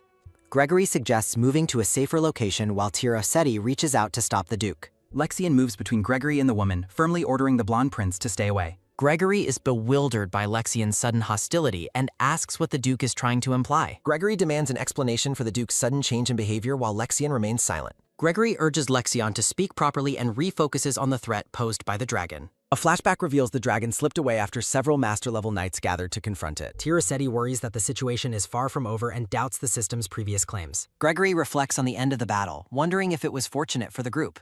Gregory asks where the pair is going as Lexion begins leading Tirasetti away from him. Lexion turns his back on the prince and Tirasetti asks him where he is going. Tirasetti calls out to Lexion by name as they walk into the dark, quiet streets. Lexion stops his walk abruptly, causing Tirasetti to look at him with a startled expression. Tirasetti is surprised by Lexion's pained expression and asks why he looks so deeply wounded. Lexian calls her TT while gripping her shoulders, seeking emotional comfort after the intense battle. Tia Rossetti is horrified as the system confirms the evil dragon has returned to the area. A final notification confirms the dragon's reappearance and warns that the story stage is active. The system warns Tia Rossetti that the male protagonist is in a state of extreme peril. Tia Rossetti realizes that if Lexian does not intervene, Gregory will be forced to face danger. Lexian coldly refuses to go, leaving Tia Rossetti in a state of shocked and silent disbelief. Lexian explains his refusal to save Gregory and insists that TT remain by his side. Tia Rossetti questions his decision while the system warns of Gregory's impending fatal injury.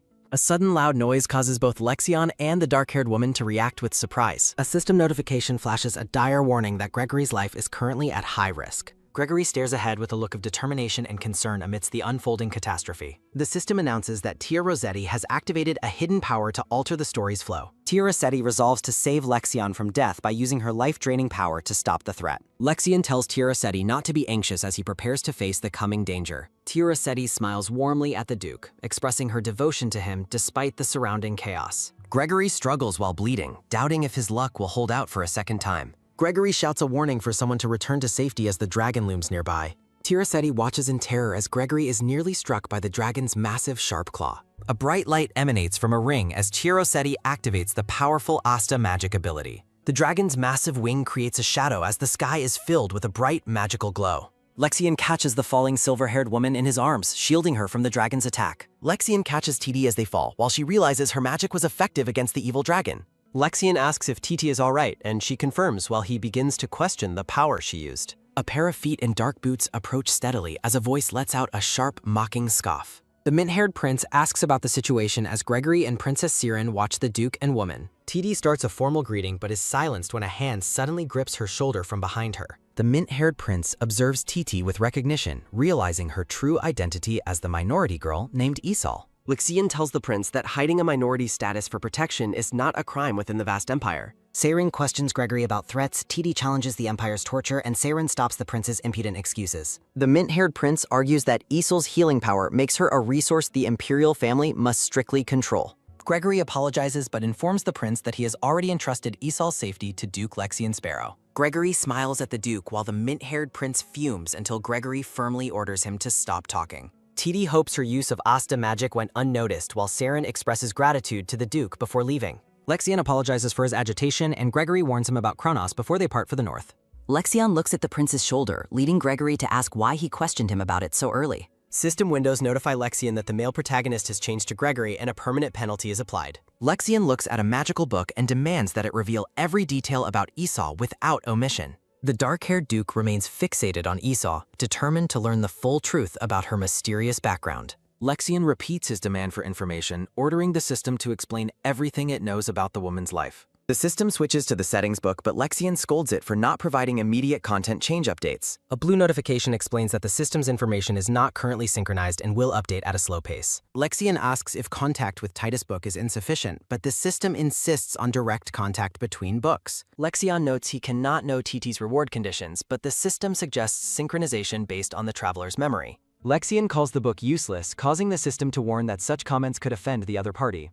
Lexian realizes that possessing Titus Book means a new volume has been added to his available magical resources. Lexian stares at the book, suspecting that the system intends to send TT back to her world. The black-haired man stares with a look of cold determination, declaring that he will never let her go. Lexian asks if the other side will know about synchronization, and the system says only if she asks. Lexian decides he must synchronize the book secretly while the system confirms the guide will not provide answers. TT holds the magical book, thinking about how she used a secret technique and risked danger for Gregory. The silver-haired woman looks at the book in utter disbelief, finding the narrative's current distortion completely absurd. An artistic panel depicts Gregory drawing his sword while protectively embracing the silver-haired woman in a flowery frame. TT rages against the massive narrative distortion, while the system claims novels only show what they want to. The system window explains that a book must be interesting to sell while mysterious runic pages are shown. TT calls the system a swindler as she rubs her tired eyes in a moment of deep frustration. TT wonders if the feelings she holds and the memories from her past life have also been distorted. The silver-haired woman stops in surprise as she notices a new, unexpected detail regarding Gregory within the book.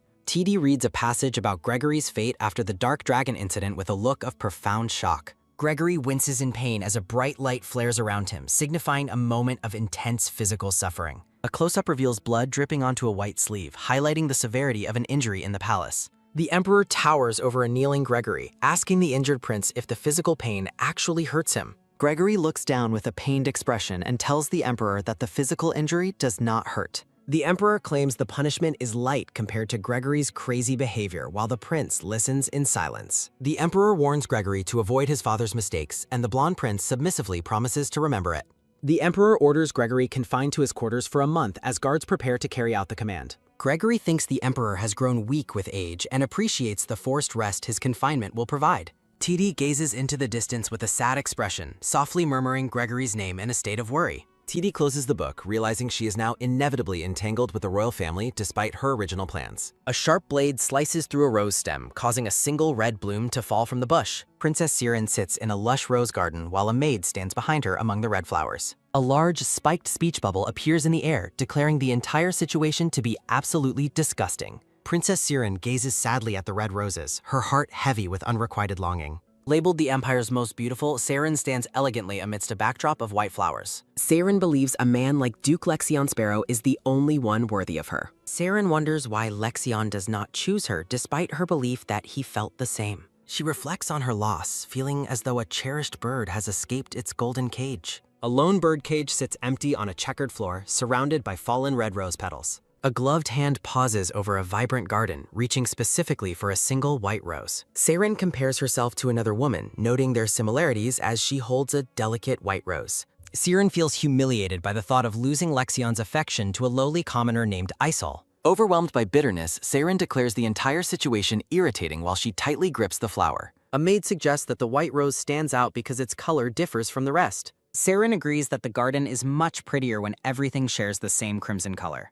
Siren dismisses the maid, ordering her to place the vase of red roses in the bedrow. Siren violently crushes the white rose in her hand, expressing her growing malice toward her rival. The shredded remains of the white rose fall to the ground as Siren vents her frustration. Stomping on the petals, Siren curses the woman she considers a lowly dew blocking her path. Siren marches through the garden, fueled by rage against the woman who has taken her place. Siren's eyes flash with fury as she demands to know how a commoner dares block her. The princess walks away in a huff, her elegant dress fluttering as she leaves the garden. Siren stops and looks back with a cold, calculating expression, her mind set on a plan. Petals lie scattered on the grass as Siren vows to punish anyone who covets her possessions. The scene shifts as a voice invites a woman to choose whatever items she desires. Lexion smiles at the dark-haired woman, who reacts with surprise at his sudden, generous offer. Lexion asks if she is dissatisfied, but she quickly assures him that is not the case. The woman asks Lexion if he would be willing to pick out an item for her. Lexion beams at her request and happily agrees to select something that would suit her perfectly.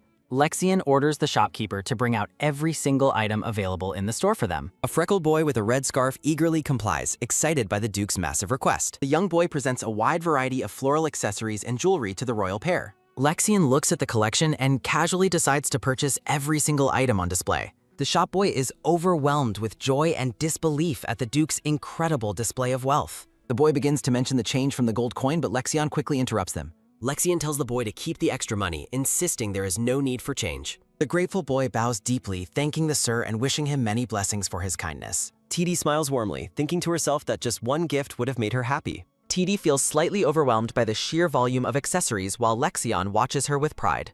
TD notices a simple bead bracelet and thinks it would look very good on Lexion. Lexion looks down at the woman with a gentle gaze as she prepares to gift him. TD asks if she can put the bracelet on him, and Lexion gives his enthusiastic consent. The dark-haired woman carefully fastens the handmade bracelet onto Lexion's wrist as he thanks her. Lexion looks at his new bracelet and decides it is now his turn to give TT. Lexion holds up a matching pearl bracelet and offers to put it on TT's wrist himself. TD watches him with a loving smile, enjoying the intimate and peaceful moment they share together. Lexion returns her smile, his expression full of affection as he focuses entirely on her. Lexion compliments the bracelet on her, telling TT that the simple design suits her very well.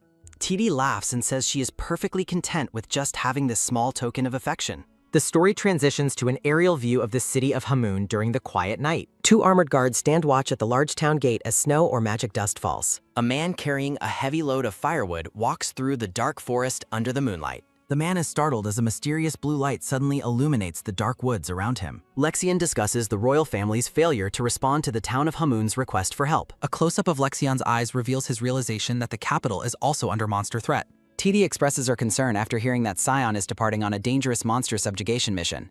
A speaker explains the plan to clear a path and tells TT she must stay behind. TT tells Lexian she is fine, but the Duke remains determined to ensure her personal safety. Lexitus Tati needs a knight to guard her and calls for his subordinate to enter. Aiden Maximus introduces himself to Miss T. Rossetti, explaining he has been assigned as her personal guard. Lexian calls Aiden a capable stand-in while the knight says it's an honor to serve closely. TD wonders why such a talented person was assigned to her instead of the hunting party. Lexian reassures TD, telling her not to worry too much about the arrangement he has made. Before leaving, Lexian promises a swift return while TT reflects on the book's lack of warnings. Lexian orders Aiden to protect TD, and the knight confidently tells His Excellency not to worry. Aiden jokes that his fellow hunters are envious of his assignment, much to TT's confusion. TD asks if the knights are talking behind her back, but Aiden quickly denies the accusation. Aiden describes Lexian saving TT, explaining the Black Knight Order's unwavering loyalty to her. TD looks surprised as she wonders why the knights would pledge such deep loyalty to her. Aiden smiles and playfully tells TT not to say unnecessary things while wagging his finger. Daisy, a cheerful maid with short brown hair, appears looking surprised in a floral background. Daisy asks if Aiden was being weird, and he denies it despite being caught stopping mid-sentence. TD watches the two of them together, feeling a sense of nostalgia at their familiar interactions. Aiden tells TD he's looking forward to working with her, and she politely agrees. Aiden asks if staying in the room is stifling and suggests exploring Hakun for a change. Daisy mentions there is a large zoo in Hakun that they could visit together. Daisy describes a horse with several humps on its back with an excited and fascinated expression. Aiden corrects Daisy about camels while she asks TT if she is curious to see them. TD agrees to go, thinking to herself how well the knight and the maid get along. TD reflects on a tragic memory where Aiden mourns Daisy's death in a previous life. Daisy suggests traveling by carriage, and TT happily agrees to start their journey. A narrative bubble expresses a quiet wish for things to turn out well for them. At the zoo, Daisy marvels at the camels while Aiden complains about their rotten breath.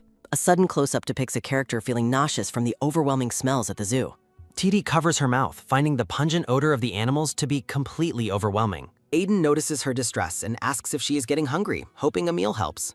Daisy suggests it is time for lunch, and TD agrees that leaving the zoo sounds good. Aiden offers to lead them to a pre-checked location, and TT expresses her gratitude. TD suddenly stops and lets out a surprise sound as she spots someone unexpected nearby. TD recognizes the child as the one who previously sold them accessories in the market. The young shop boy sits on stone steps, looking dirty, bruised, and incredibly sad. Lexian organizes his knights, explaining it is more efficient to investigate the forest separately. Lexion puts a subordinate in charge of the southeast and requests immediate contact for issues. The commander rallies his troops to move quickly, and the knights confirm their understanding. Lexion prepares to depart on his separate mission while his companion confirms they are ready. The bruised boy remains huddled on the steps, his expression one of deep misery. TD approaches the boy and offers a gentle greeting to get his attention. TD asks the boy what he is doing and who he is with, noticing his bruises. Daisy catches up and asks if TD knows the child sitting in the corner. TD explains she recognized him as the bracelet seller, surprising the curious maid and knight. TD notes the boy's apparent financial difficulties as she looks at his tattered clothing. TD asks for the boy's name, John, and wonders why he isn't selling accessories today. John tearfully explains his money was stolen by his gambling brother who took his mother's funds. Aiden warns TT against prying into personal matters, making her feel incredibly awkward and hesitant. TT thinks a meal should be fine, but an urgent system notification suddenly appears before her. The notification warns that the boy's mother is in a critical situation and needs immediate protection. TD learns that if she refuses to help, the child will be beaten by his brother. TD worries the situation is the unexpected accident from the trailer and fears a heavy penalty. The young boy named John looks up with tear-filled eyes, his face bruised and full of misery. Aiden warns TD about the Duke's disapproval, but she insists on visiting the family secretly. Aiden and Daisy exchange looks of concern and exhaustion as they follow TT's impulsive lead. TD promises to be quick, and Aiden reluctantly agrees to let her proceed with the visit. TD calls out to John, inviting him to lead the way to Vitam. John reacts with a mixture of shock and hope as the kind lady offers her help. As TT takes John's hand, a system message announces they are entering an unforeseen incident. The scene shifts to a dilapidated, run-down wooden cabin hidden deep within the quiet forest. TD enters the cabin, shocked by the poverty, while John urgently calls out to his mother. TD offers a soft apology for the intrusion as she steps into the dark, cramped room. John's mother lies sickly in a makeshift bed, looking pale and exhausted from her long illness. The mother coughs violently while apologizing for the mess, causing John to cry out in alarm. TD panics as the mother coughs blood, and a system prompt demands she use Zegas immediately. TD hesitates, wondering if calling a doctor is too slow and if she must use Zegas. A tense countdown begins at 10 as TT stares at the dying woman in complete desperation. TD fears the penalty for saving the woman might endanger Lexion, but the countdown reaches 4. Aiden looks on with shock as TD prepares to use her power while the countdown hits 3. TD activates the Zegas ability, causing a brilliant golden light to erupt and engulf the cabin. The sick woman is bathed in a warm, healing glow as the powerful magic takes effect. The mother groans softly as she begins to regain consciousness, her health seemingly restored by the magic. TD, now with silver hair, asks the woman if she feels better while the mother looks confused. TD feels a wave of relief despite her exhaustion, glad she chose to save the woman. Aiden questions why TT used her ability, but she explains that a doctor would have been late. John and his mother embrace happily, tearfully thanking TT for her miraculous and life-saving help. Aiden tells TD it is time to return, looking stressed as she agrees to leave the cabin. Aiden pauses mid-step, turning back toward the mother and son with a very serious expression. Aiden sternly warns the family not to disclose the day's miraculous events to anyone else. The mother and son bow deeply, promising to keep the secret and wishing TT many blessings. TD waves goodbye to the grateful family as she, Aiden, and Daisy depart the forest together. TD reflects on her exhaustion from using Asta, hoping that John's life continues to go well. A knight with a ponytail walks through the dark, eerie forest during a quiet nighttime patrol. The knight hears a voice call out to him and spots a light in the dark woods. The armored knight suddenly loses his footing and falls down a steep, dark slope into the brush. The knight hits the ground with a heavy thud, gasping in pain from the sudden, violent fall. Lying on the dark forest floor, the knight struggles to catch his breath and let out a groan. A sinister, dark aura begins to seep out from the knight's hand as he lies on the ground. The knight's eyes widen in realization as a strange, black smoke starts to surround his vision. Lexian rushes to the fallen knight's side, but the man insists he just showed an unsightly appearance. Lexian orders his men to reorganize their formation and wait while the fallen knight remains on the ground. The knight looks up with a dark, troubled expression as the group prepares to move forward again. Lexian fights fiercely on the battlefield, swinging his sword with incredible speed and power against unseen foes. Chris reports that the suppression will end quickly because the number of rebels is lower than expected. Lexian warns Chris to stay alert for the night-loving evil dragon and asks about the purification stones. Chris complains about the royal court's lack of responsibility while checking the supply of glowing blue crystals. Chris questions Lexion's unusual caution while apologizing for his own frustration regarding the royal court's actions. Lexan looks away, asking Chris if he truly believes he only loses in this situation. A close-up shows Lexion's mouth as he questions if Chris views the situation that way. Lexian clarifies that he actually gained something far more important during the recent events. Chris asks for clarification while Lexion tells him not to be resigned about the ball. Chris feels confused by Lexion's pessimism regarding the imperial family and his cryptic, important gain. Lexion announces his withdrawal for the day, and Chris acknowledges his command to leave. The scene shifts as the title appears, with Lexion and Chris walking through the hallway. TD stands alone in a beautiful blue dress, surrounded by glowing yellow flowers. Lexion arrives and softly greets TT, announcing that he has finally returned home. TD welcomes him back and checks for injuries while Lexion asks if she is eating. TD smiles warmly and admits she hasn't had dinner yet because she was waiting for him. During dinner, TT recounts the strange zoo animals and the camel's incredibly bad breath. TD laughs while suggesting that even Lexion would be shocked by the animal's intense smell. Lexion gazes at her affectionately, expressing his deep regret for being unable to join her trip. TD suddenly feels guilty for bragging about her fun day while Lexion was busy working hard. TD apologizes for going out alone, but Lexion quickly clarifies that he meant something else. Lexion reaches out toward her and suggests that she enjoys some sightseeing now that he's guk. Lexion clarifies that his real intention is to go sightseeing together with TD very soon. TD stares in surprise as the realization that he wants to go with her sinks in. TD blushes intensely while processing Lexion's genuine desire to spend more time together. Lexion suggests that they should go together as a team for their next excursion. Lexion smiles softly while leaning on his hand, clearly enjoying the quiet moment with TT. Lexion mentions that the suppression of the rebels is expected to be over quite soon. Lexion explains the status of the purification stones and the plan to reopen the gates. The scene shifts briefly to the dark, quiet forest where monster activity remains relatively low. Lexion feels fortunate that they will be able to set out on their journey again shortly. Lexion blushes as he asks if TD would like to accompany him once the suppression ends. Lexion promises to take TD anywhere she wishes to go if she just says the word. TD gives a bright, happy smile and agrees to go with him whenever he is ready. Lexion asks if anything else happened today, and TD claims she came straight back. Lexion questions TT about her comfort level with Aiden as her personal guard. TT praises Aiden's character while internally questioning if Lexion had a reason for skipping work. Lexion observes that TD and Aiden seem to have become quite close during their time together. Aiden and Daisy react with visible shock and confusion to the unfolding dinner conversation. A chibi TD looks around in confusion, baffled by the strange and sudden turn of events. Lexion smiles brightly and expresses his relief that TD is doing well with her assigned guard. TD laughs happily, thinking to herself that Aiden is a person of great virtue and kindness. Morning light fills the garden as the scene shifts to the start of a new day. TD yawns on the stairs, feeling lingering fatigue as a stranger offers her a morning greeting. TD looks surprised as she covers her mouth, noticing the unexpected visitor in her room. A purple-haired woman introduces herself as Violet Barbosa, TT's new protector starting today. TD is shocked that Aiden was reassigned to the suppression force so suddenly. TD recalls the cabin incident, wondering if Aiden was moved because of his anger yesterday. TD feels troubled by the sudden change in guard without a proper explanation or notice. Violet asks if she displeases TT, who quickly denies it but regrets the missed farewell. Violet explains the sudden decision, and TD resolves to greet Aiden properly at a later time. At the cabin, an angry man screams about the secret savings spent on a priest's treatment. John's mother huddles with her son while the brother yells, asking if she thinks he's a fool. The brother's voice bellows from the darkness, demanding that they tell him the truth immediately. The brother's face is contorted with rage as he yells at his terrified family members. The red-eyed man stares intensely, inviting readers to the site for new story updates. The debt collector's voice booms as he accuses the man of lying about the money. The messy-haired man reacts with a shocked expression as the collector's accusation hits him. The debt collector with light brown hair arrives, asking what is going on there. The debt collector walks into the cabin, demanding the promised payment from the man. The messy-haired man grovels on the floor, begging for forgiveness because he lacks the money. The collector steps on the man's head, stating his lack of money is irrelevant. The debt collector looks puzzled as he observes the unexpected scene inside the wooden cabin. The collector notices the healthy mother and John, suggesting pawning them as a guarantee. The debt collector smiles maliciously, ordering his guard to take John away as a pawn.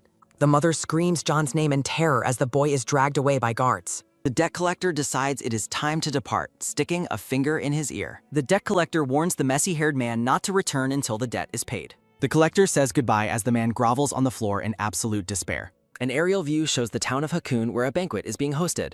TD, wearing a dark blue dress, looks pensively over the balcony and the bright sun. TD notices that Aiden is still missing even though the military conquest has already concluded. TD recalls the report that Aiden was reassigned to a secret mission after the incident. TD worries that Aiden might be avoiding her as she walks down the grand staircase. TD spots Aiden in the hallway, looking exhausted and hunched over with dark energy. Aiden looks up with a scarred face, greeting TT with a tired and strained smile. TD remarks on Aiden's horrible appearance, assuming his secret mission was incredibly difficult. Aiden wonders what the prince is planning while resolving to watch his mouth just in case. Aiden calls out to TD, asking her to wait for a moment before she leaves. Aiden whispers into TD's ear, revealing that there were never any secret missions assigned. TD reacts with a look of pure confusion, unable to process the truth she heard. Aiden explains that he was added to the army and worked until he couldn't visit. TD realizes Aiden isn't angry at her and feels relieved by the truth about him. GBTT reflects that the mission was clearly not worth keeping Lexion's secret.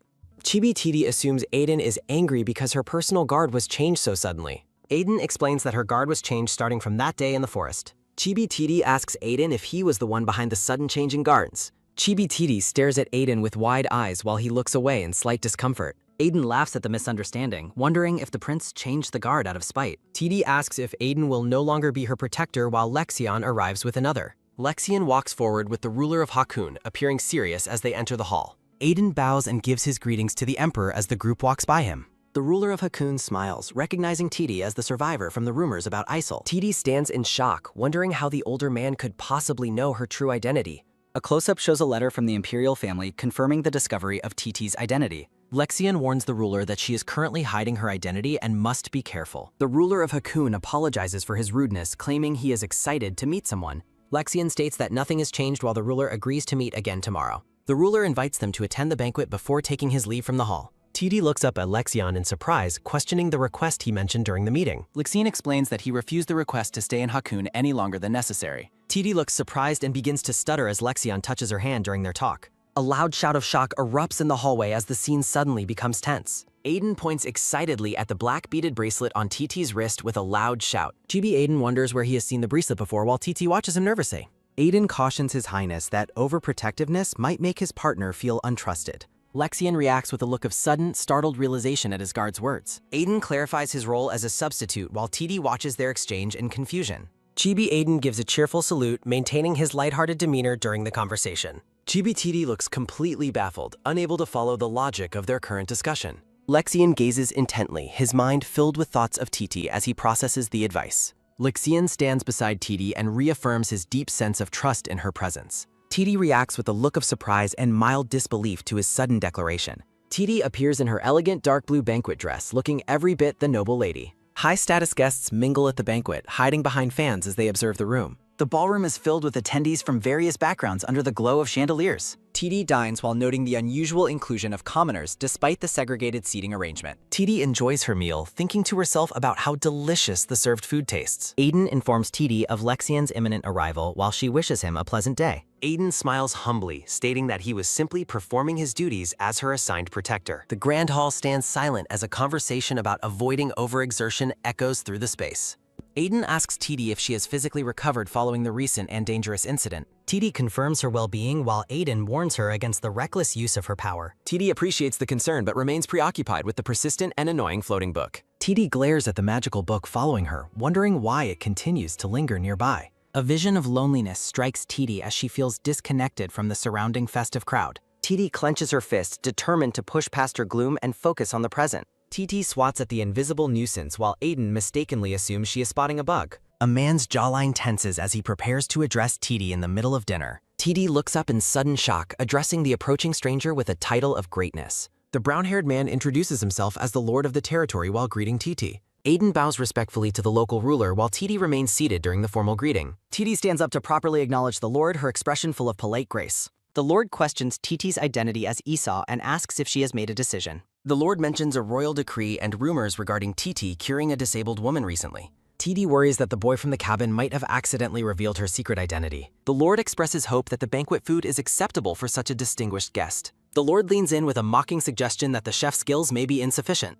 The man's inner thoughts reveal a deep disdain for commoners who receive titles through nobility. TD nervously laughs while trying to correct the misunderstanding and praising the culinary preparations. The lord's mouth curls into a sharp smirk as he listens to TT's polite excuses. The territory lord takes his leave, wishing everyone an enjoyable evening while Lexian watches closely. Aiden advises TD not to tolerate such rudeness, but she claims to be accustomed to it. Aiden insists that TD should never view such poor treatment as natural or acceptable behavior. TD smiles sadly while acknowledging her perceived low status within the complicated imperial hierarchy. A sudden, sharp realization of disbelief echoes through a moment of intense narrative tension. A majestic image of Esau appears, radiating divine energy with her long, pale hair. Aiden pledges his absolute loyalty, promising to intervene whenever any troublemaker dares to approach her. TD looks at her guard with soft eyes as he vows to be her sword. TD beams with a genuine and happy smile, feeling comforted by her companion's steadfast support. Lexian asserts that he will personally handle any issues that may arise on TD's behalf. A loud, angry shout demanding food startles TD, interrupting the quiet moment in the hall. TD spots John running through the banquet hall and wonders if it is truly him. Lexian sternly commands TD to feign ignorance of the boy to avoid giving the lord excuses. Lexian remains cold and pragmatic while TT reacts with shock to his order to ignore John's. An announcement rings out, inviting the gathered lords and Duke Sparrow to enter the banquet hall. The gathering commemorates the complete subjugation of monsters, a celebratory milestone for the people of Hakuni. Lord Hakun smiles as he offers to introduce an important guest before the banquet officially begins. Lord Hakun presents Duke Lexian Sparrow as the primary contributor to the successful military expedition. Lexian accepts the praise while Lord Hakun and TT join the room in clapping for him. Lord Hakun's expression shifts into a sharp smirk as he prepares to introduce one more person. TD stands amidst the guests, her presence highlighted as the crowd begins to shift their attention. TD questions the local lord's true motives as a sense of unease washes over her. A system notification warns TT that Lord Hakun is corrupted by the spirit of an evil dragon. Lord Hakun speaks of the legendary Esau race and their rumored connection to the Earth's power. The territory lord shocks the room by revealing TT's hidden identity as a member of the Esau. Lord Hakun declares himself the Lord of Shadows while maintaining a sinister and mockery-filled expression. Lexian shouts TT's name in a panic, visibly distressed by the sudden and dangerous public revelation. Guests murmur in confusion, recalling rumors that the Esau race had long since become extinct. TD realizes the situation has unfolded exactly as feared, her eyes wide with mounting dread. Nearby women whisper in awe and disbelief, marveling at the existence of real magic and an Esau. A frantic woman bursts into the hall, desperately clutching a bundle and pleading for someone's help. Desperate commoners surround TD, begging for her to use her miracles to heal their dying family members. Aiden draws his sword to protect TD, warning the mob to stay back or face his blade. System warnings confirm the crowd's resentment and the imminent threat of violence from the desperate adults. TD struggles to find a solution as the chaos and demands for her power intensify around her. Lexian firmly grabs TD's wrist, urging her to abandon the dangerous situation and leave the hall immediately. Lexian reassures a worried TD, promising to protect her as they attempt to make their exit. Lexian orders Aiden to sheath his sword and prepare to depart, dismissing Lord Hakun's measures as futile. The spirit of resentment begins to infect the ordinary people, turning their desperation into a dark influence. Lexian issues a final, cold warning to the crowd, commanding everyone to step back to avoid injury. guests recoil in terror, their hands covering their faces as they flee from Lexian's overwhelming presence. Aiden suggests that they must identify and neutralize the core source of the spreading resentment. TD points her gloved hand toward the upper balcony, signaling that she has located the true culprit. TD identifies Lord Hakoon as the source of corruption and asks Aiden if purification is possible. Lexian insists on prioritizing TD's safety, deciding to escape rather than risk approaching the corrupted lord. The group begins to fight their way out, with Lexion ordering Aiden to subdue anyone blocking them. A system alert warns that fleeing will allow Lord Hakoon to be fully consumed by the dragon. TD suddenly halts her escape, struck by the gravity of the system's warning about the lord's fate. A final, ominous warning echoes the threat of a looming massacre if they do not act now. TD envisions Lord Hakoon as a puppet spreading resentment throughout the entire territory if they simply leave. TD calls out to Lexion to stop, catching him off guard as she reevaluates their plan to flee. TD argues that they must purify the Lord immediately, but Lexion remains focused solely on her safety. TD explains that delaying the purification will make it impossible once the dragon spirit takes full hold. The corruption visibly taints the atmosphere as TT warns that the entire area will soon be unredeemable. A tense silence falls between Lexian and TD as they weigh the risks of her dangerous proposal. Lexion finally relents and asks Aiden for the purification stone, signaling his decision to stay and fight. Aiden quickly searches his gear and hands the glowing purification stone over to His Highness. Lexion prepares to use the stone, again attempting to send TD to safety while he handles the Lord. Lord Hakoon and his guards block the group's path, mocking their belief that they could simply leave. Lord Hakoon descends the stairs, telling Lexion to focus on his own survival instead of TT's. The Lord snaps his fingers while questioning Isol's mercy as a young boy suddenly collapses nearby. The boy hits the floor hard as dark, shadowy energy trails from his body in a sinister display. Lord Hakoon recounts the boy's miraculous recovery from illness, using it as proof of TD's divine nature. Lord Hakoon stares at TD, challenging her to deny that she was the one who performed the miracle. The boy explains he is meeting that person for the first time and mentions a priest. The messy-haired man reacts in shock while another man claims he received information from Esau. The messy-haired man begs TD to tell them he is telling the truth regarding her identity. TD looks down with a pained expression and apologizes, stating she has never seen the child. TT continues her denial as Lord Hakoon watches her with a sinister and mocking smirk. Lord Hakoon accuses the man of lying to avoid debt while the man desperately maintains his innocence. The bruised and dirt-covered man falls to his knees, pleading for mercy from the territory lord. A sword swings down with a sharp flash of light as a scream fills the air. A blue system window appears, notifying TT that it is time to make a critical choice. The sword's descent continues in a blur as a moment of extreme tension freezes the entire scene. TD looks on in horrified shock while Lexion watches the unfolding violence with a grim expression. TD realizes that time has completely stopped for everyone else in the banquet hall. A new event notification appears in the magical book, casting TD as the protagonist against a dragon. A vision of a divine figure appears, warning TT that her upcoming decision cannot be reversed. The book presents 3 choices: fleeing immediately, purifying later, or pretending to comply to purify now. A system notification warns TD that she only has 1 minute to choose her next move. TD clutches her chest while a mysterious voice tells her to choose however she likes. TD stands alone in a vast darkness, contemplating her options while the choice window glows before her. TD reflects on option 1, concluding that using force would only worsen the situation for everyone. TD reaches her hand out toward the floating system window to finalize her decision. TD stares at the magical book, firmly deciding that the third option is the only way forward. The system confirms option 3 is chosen and instructs TD to use the purification stone. The crystalline blue purification stone glows with an intense and holy divine light. A vision of Esau explains that without a stone, the host can be purified using Asta. Time resumes as the sword swings toward the man, capturing the final moment before impact. A violent strike occurs with a splash of blood as a scream echoes through the hall. Lexian covers TD's eyes with his hand, telling her not to look at the gruesome sight. TD admits she is not well, and Lexian urges her to leave the dangerous area immediately. TD refuses to flee and instead demands that Lexion hand her the purification stone. TD looks at Lexion with wide, pleading eyes, asking him to trust her without any explanation. Lord Hakoon sighs with boredom, viewing the situation as pointless and ordering the body removed. TD addresses the Lord directly and publicly admits that she was the one who healed the woman. Lord Hakoon smirks with satisfaction, stating that he already knew the truth about her powers. TD looks at the Lord with suspicion, questioning his true motives for wanting her to stay. Lord Hakoon claims his reason for keeping her is to stabilize the territory and the people. TD gestures toward the Lord, suggesting he should show more sincerity when making such a request. TD demands a sincere gesture while she secretly grips the glowing purification stone behind her back. Lord Hakoon offers a mocking apology while TT realizes this is her only chance to strike. TD focuses all her resolve, knowing she cannot afford to make a single mistake in this moment. Lord Hakoon takes TT's hand to kiss it, unaware of the trap she has carefully prepared. TD slams the purification stone against the Lord, unleashing a massive burst of divine blue energy. Lord Hakoon staggers back in agonizing pain, clutching his head as the purification magic takes hold. The Lord collapses to the ground while his guards shout out in sudden fear and confusion. Lord Hakoon stares at his hands in a daze, questioning the strange and overwhelming feeling. Lexian asks TD if she remembers being deeply immersed in thought just a few moments ago. Lord Hakoon looks around in confusion, wondering if he had actually been speaking out loud. The Lord expresses remorse for his actions and orders everyone to use the purification stone.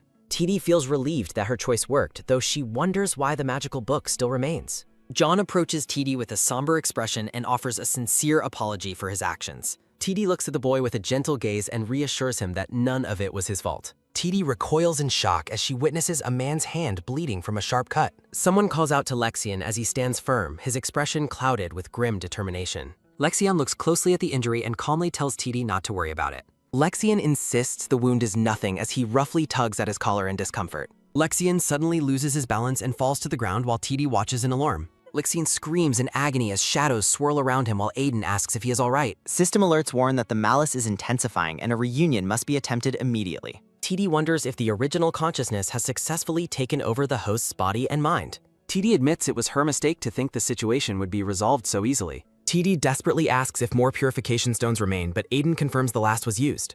Lexian demands his sword, but TD warns that he is quickly losing his own consciousness. TD fears that killing him would spread the malice further and allow it to possess another. TD realizes that a drastic and singular path remains to end the spreading corruption. TD decides to use Asta to absorb the malice since it can take away life force. Lexian refuses the risk, but TD argues her health has improved since facing the dragon. A heavy silence falls as Lexion stares at TT, contemplating her dangerous and selfless proposal. Lexion relents with a heavy sigh and asks TT to make one specific promise. Lexion demands she stop immediately if she feels unwell, valuing her life above all else. TT is visibly moved by Lexion's deep concern and his declaration of her life's worth. Surrounded by white flowers, TT gives her solemn word to honor Lexion's protective request. TT smiles warmly and clutches her chest, feeling reassured by the trust they share. TT prepares to channel her power, her hands glowing as she focuses on the Asta technique. TT's appearance transforms with glowing energy as she prepares to confront the corrupted presence. A blinding light erupts from TT's outstretched hand as she begins the difficult purification.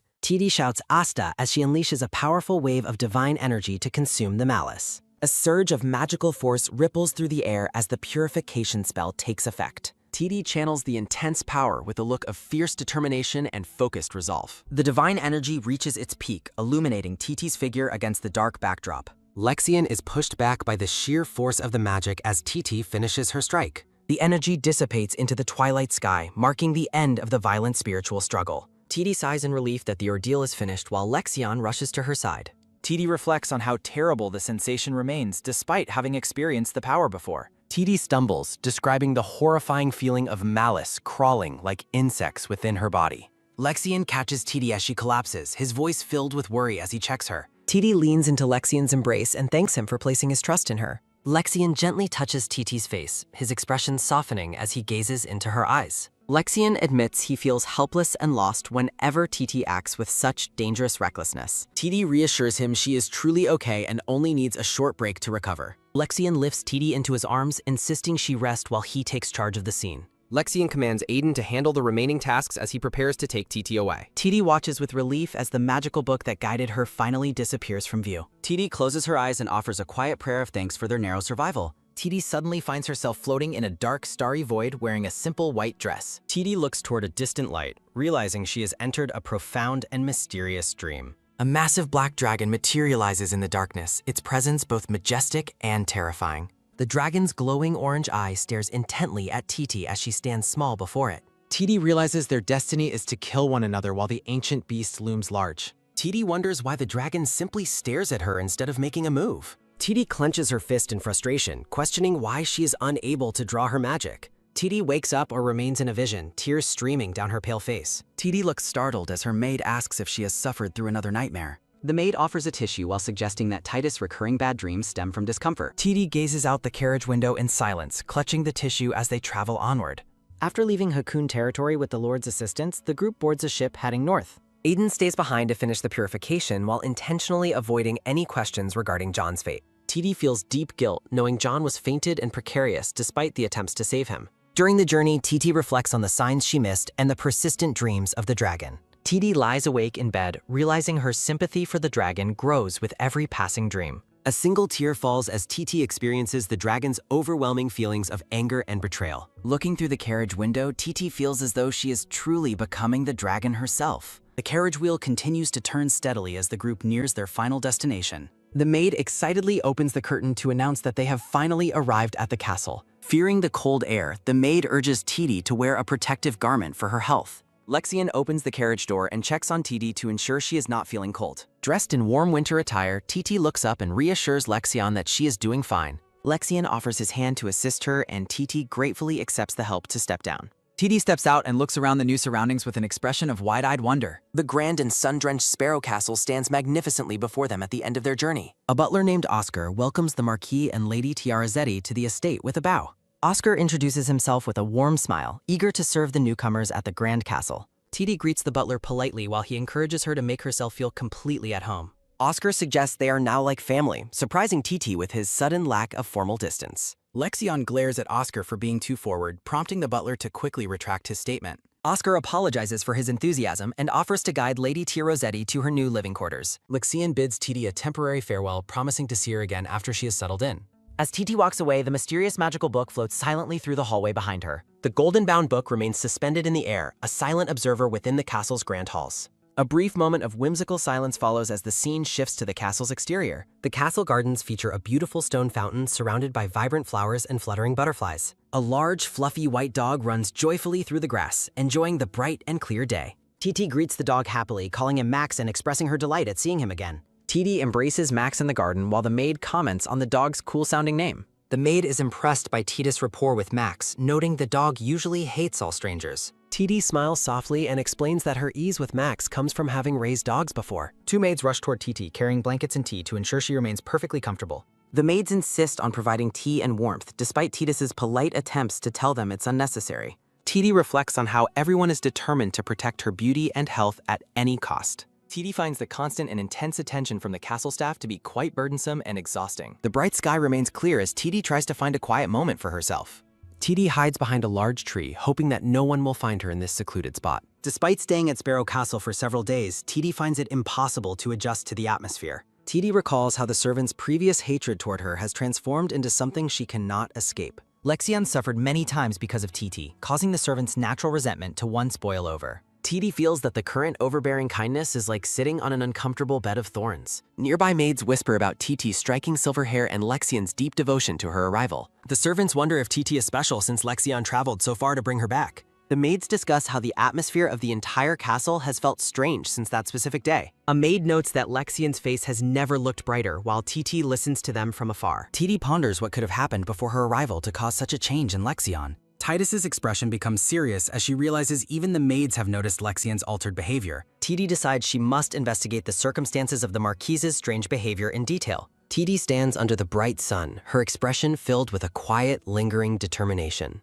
As tea is poured into an elegant cup, a voice questions the timing of his departure. The maid admits she doesn't know, so TT asks her to recall anything unusual from that day. TT wonders about the maids' identities, but the young maid cannot provide any specific names. The maid recalls the strange events likely occurred the day before he left for the capital. A small purple-haired witch-like figure cries while hugging a tiny brown creature in the darkness. Lexian rode to inspect security, stayed overnight due to rain, and returned with an anxious look. Exhausted and sweating, Lexian suddenly gathered his people to leave for the capital in a hurry. TT is shocked by the sudden departure, and the maid suggests speaking with the messenger, Vector. The maid offers to call Vector, believing he holds more detailed information about that specific day. Oscar knocks on the door and asks for permission to enter the lady's private room. Oscar enters with a polite smile, informing TT that the Marquis is currently looking for her. TT asks for the reason, and Oscar explains he was sent to guide her to the study. The maid promises to find Vector shortly while TT thanks her before heading out with Oscar. Oscar knocks on the study door, announcing Tiarazetti's arrival, and Lexian invites her inside immediately. Lexian, now wearing glasses and casual clothes, looks up from his papers and greets TT warmly. Surrounded by a gentle and flowery aura, Lexian welcomes TT into his private workspace. TT is surprised to see Lexian dressed casually, as he always insisted on wearing formal suits. TT reflects on how unusual it is to see Lexian wearing such relaxed and comfortable attire. Oscar bows and promises to prepare requested items, encouraging them to feel completely at home. Lexian moves to the sofa, looking unexpectedly relaxed as he settles into the plush green cushions. TD approaches Lexian while he sits on the couch, responding to his presence with soft words. TD notices Lexion is staring intently at her, causing her to feel a bit self-conscious. As they sit together, TD remarks on his busy schedule while Lexion continues his steady gaze. Lexion leans closer and asks if she is tired, but a blushing TT quickly denies it. Lexion rests his hand on the sofa and expresses his satisfaction with her well-being. Lexian confesses he requested her presence because he has been struggling through a very difficult time. Lexion admits he gained strength just by seeing her, making TT blush and agree with him. TD smiles brightly and offers to be there whenever he needs her, but Lexion's eyes suddenly water. TD is startled to see a tear on Lexion's face and calls out his name in concern. Lexion hides his eyes and blames dust for the tears while TT asks if he's truly okay. TD gently takes Lexion's hand, softly calling out to him as she tries to offer comfort. TD looks up with wide, surprised eyes as Lexion speaks to her in a low voice. Lexion gazes at their joined hands and asks a tentative question about a physical gesture. Lexion looks at TT with a vulnerable expression and asks if he can hug her just once. Titus' face turns bright red as she processes Lexion's sudden and intimate request for a hug. Overwhelmed by the question, TT panics internally, wondering how she should respond to his request. In a playful chibi moment, Lexion questions his own boldness while TD is frozen in shock. TD reacts with exaggerated surprise, asking if he's serious as they both appear in chibi form. Lexion pulls TT into a sudden hug, declaring he will not reject her offer to help. TD blushes furiously as her heart begins to pound loudly against the closeness of Lexion's chest. While Lexion smiles contentedly during the embrace, TD thinks about how childish he is being. TD eventually relents and hugs him back, her hands grasping his shirt as glowing light surrounds them. TD feels an overwhelming sensation building within her as she rests in the warm embrace. TD's heart races so fast she fears it might explode from the intensity of the moment. Close up on TT's wide, dazed eyes as Lexion holds her tightly in the quiet study.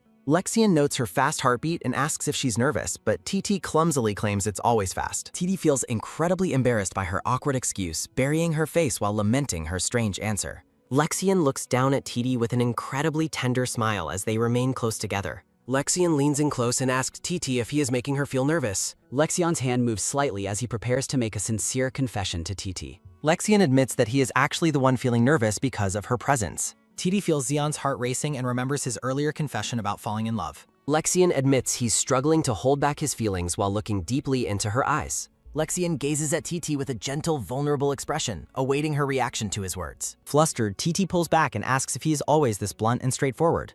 Lexion looks at her steadily and asks if she thinks he'd act this way with anyone.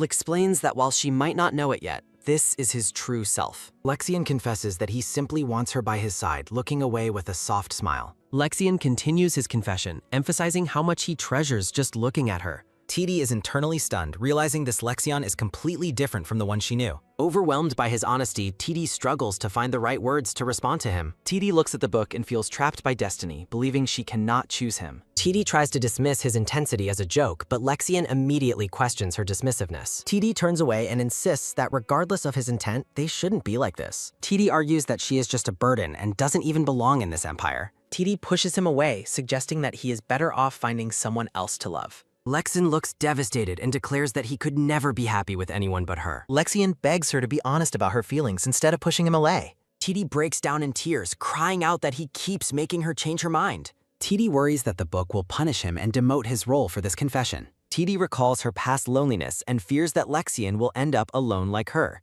Lexion looks at her with a pained expression and tells her she's being unfair. TD continues to cry, unable to hide the depth of her emotional turmoil and conflict. Lexion quickly apologizes for pushing her, blaming his own impatience and foolishness for her distress. TD screams that she's afraid of being hurt and disappointed again if she has expectations. Lexion watches her with concern as she vents her long-suppressed fears and doubts.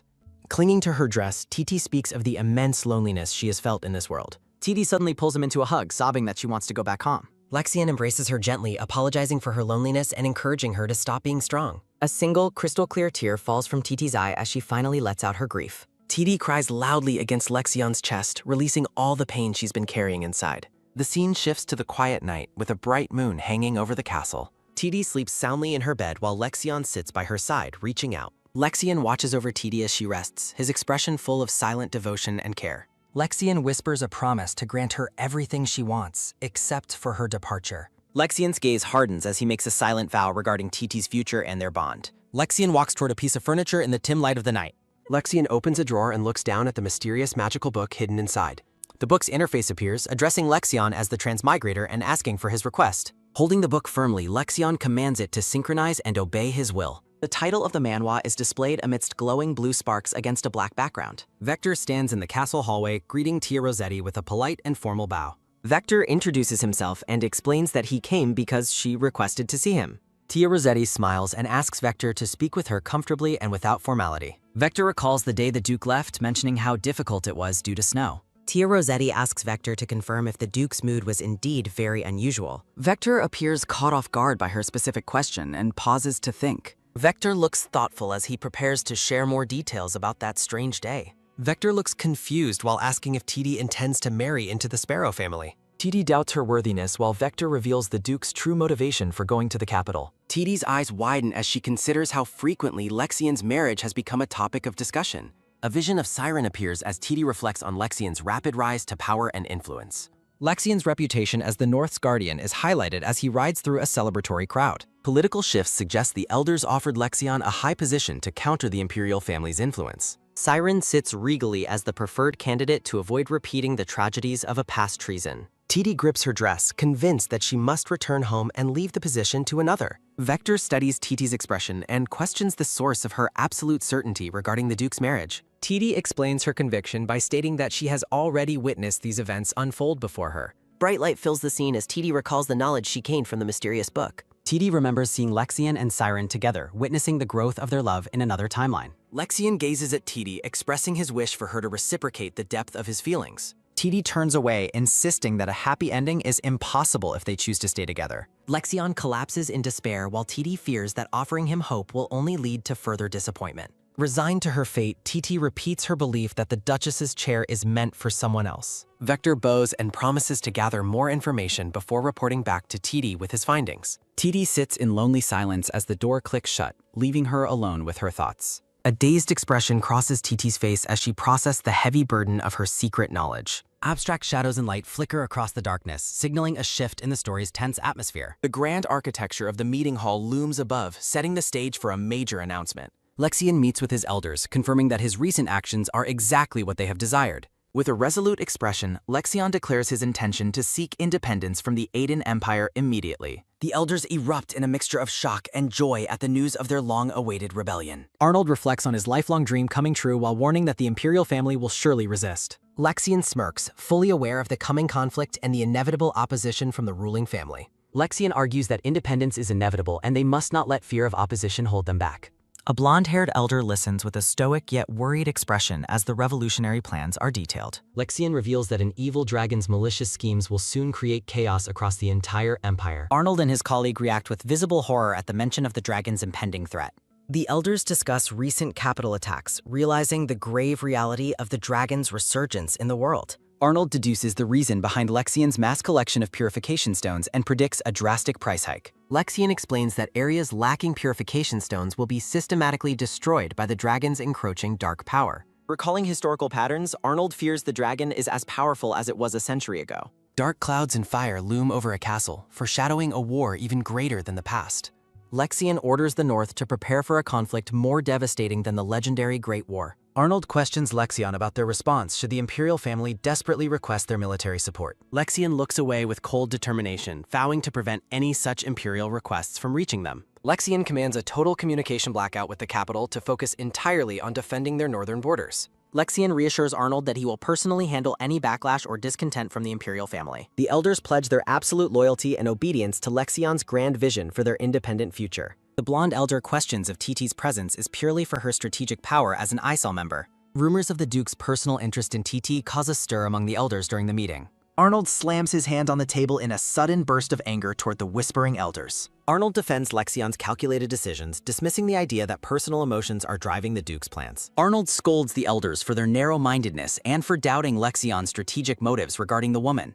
Arnold freezes as Lexion interrupts, declaring that he will never marry simply to preserve a title. Lexion expresses disappointment that his own people harbored the same discriminatory attitudes as the empire they hate. Lexion sternly warns the elders that Tia Rossetti is precious and forbids anyone from speaking ill of her. Arnold warns of potential relationship rumors while Lexion begins to clarify the exact nature of their bond.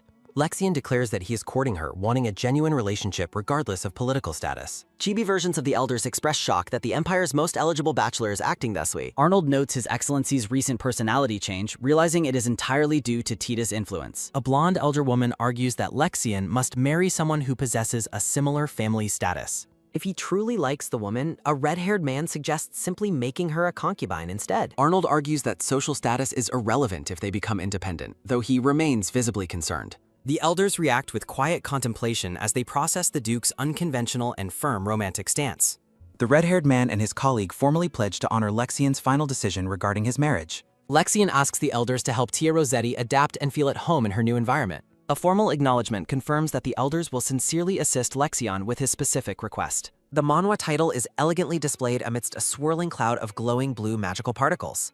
TD stands in a state of absolute shock, struggling to process the scene before her eyes. An older maid explains that the massive pile of gifts is from families across the north. Looking at the countless boxes, TT admits she cannot understand the purpose behind all these offerings. The maid laughs and clarifies that the gifts are a late welcome for her arrival in Viello. Surprised by the hospitality, TT contemplates what it means to be welcomed so warmly by everyone. TT recalls being hated in her past for supposedly ruining a barely maintained and fragile peace. When the maid asks if she dislikes the presents, TD quickly and nervously denies any dissatisfaction. The maid presents a stack of tea party invitations, noting she need not attend them all. Titty is encouraged to reject invitations if she wishes, as Duke Lexian is supporting her. Despite the reassurance, TD remains plagued by uncertainty and confusion regarding her current social standing. A chibi maid offers to help TD select invitations from the most important and influential people. Feeling relieved, the chibi TT expresses her heartfelt gratitude for the maid's kind and helpful offer. The older maid recommends starting with a tea party hosted by a lady named Amelia Brandt. Amelia Brandt is identified as the daughter of Marquis Arnold Brandt, who serves as an elder. TD stares into the distance, her mind filled with complex and heavy thoughts about her future. TD clutches the invitation tightly, considering the weight of the social expectations placed upon her. TD remembers an old argument between Siren and Lexion that occurred specifically because of her. Recalling the past, TT reflects on how Amelia hated her because of that long-ago school conflict. TD notes Amelia was reserved with her torment, while the maid advises meeting her beforehand.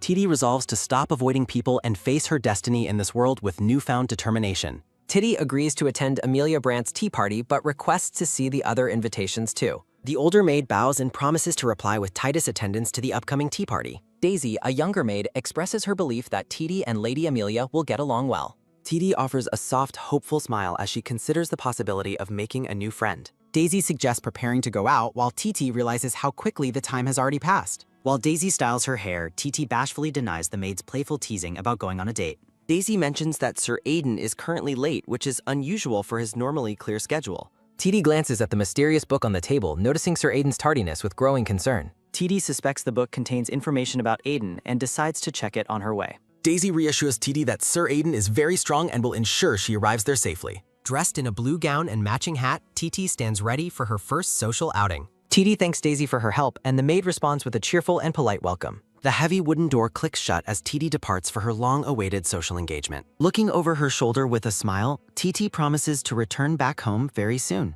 A peaceful village square basks in the sunlight, filled with bustling crowds and market stalls. TD stands alone in the middle of a crowded street, surrounded by many passing commoners. TD's eyes widen in surprise as she spots a familiar face approaching her through the crowd. Lexian greets TT while holding a snack, apologizing for making her wait longer than he intended. TD smiles warmly and expresses her thanks to Lexion for buying the sweet treat for her. Lexian encourages TD to try the warm pastry before it has a chance to cool. TD recalls crying in his arms and notes he is acting as if nothing happened. TD takes a bite of the pastry and reacts with a look of pure delight. TD tells Lexian it's delicious and suggests that he should also have some of it. Lexian leans in and takes a bite of the pastry directly from TT's hand. Lexian agrees the warm pastry is good while TD watches him with a stunned expression. TD jokingly tells Lexian that he should have bought more for himself if he wanted some. Lexian immediately offers to go buy more, causing TD to quickly try and stop him. A view of a building in the square as a loud commotion begins to erupt. TD peers through a crowd of people, wondering about the source of the loud shouting. People in the crowd whisper about intervening while TT looks on with a curious expression. Lexian notes that someone is fighting and suggests they eat more bread at another time. TD stops suddenly as she recognizes a familiar blonde woman at the center of the conflict. Amelia Brandt confronts a baker, accusing him of making people sick with his tainted bread. Amelia accuses the man of child abuse while he claims the girl stole from him. A crying young girl begs for help, insisting they didn't steal, and the man gave it. The baker berates the child while Amelia moves to protect the girl from his anger. A commanding voice orders them to stop, immediately halting the argument and silencing the crowd. Amelia looks around in confusion, searching for the person who dared to interrupt the argument. Lexian steps forward with an authoritative gaze that instantly commands the attention of everyone present. The baker and Amelia recognize the Duke and attempt to explain their side of the situation. Amelia explains she was mediating because the baker was beating the child without any mercy. Amelia insists she saw the violence with her own eyes and demands justice for her. Lexian demands to hear the full details of the situation to reach a fair conclusion. Amelia explains that slum children were showing symptoms of addiction after eating the baker's bread. Lexian listens as the baker claims theft while Amelia insists the children were given bread. Lexian warns that distributing tainted bread is a grave danger to the entire community. Lexian tells Amelia she was analyzing the situation from only one side instead of both. Lexian calls for guards while the baker breaks down, admitting he wanted to teach lessons. The baker begs for forgiveness for his family's sake while Lexian remains completely silent. TD watches as the conflict is resolved safely and the crowd begins to disperse quietly. Lexian leads TD away as she asks about the fate of the baker and child. Lexian explains that Amelia is taking the child's brother to a clinic for medical care. Amelia watches the pair walk away while TT nervously wonders if she is being stared at. Amelia introduces herself and TT politely responds by stating her full name and status. Amelia mentions TD's Tea Party RSVP and thanks her for agreeing to attend her event. Amelia assumes the pair are on a date, which Lexian happily confirms despite Tita's denial. Chibi versions of the group show Amelia giggling while TD blushes at Lexian's bold claim.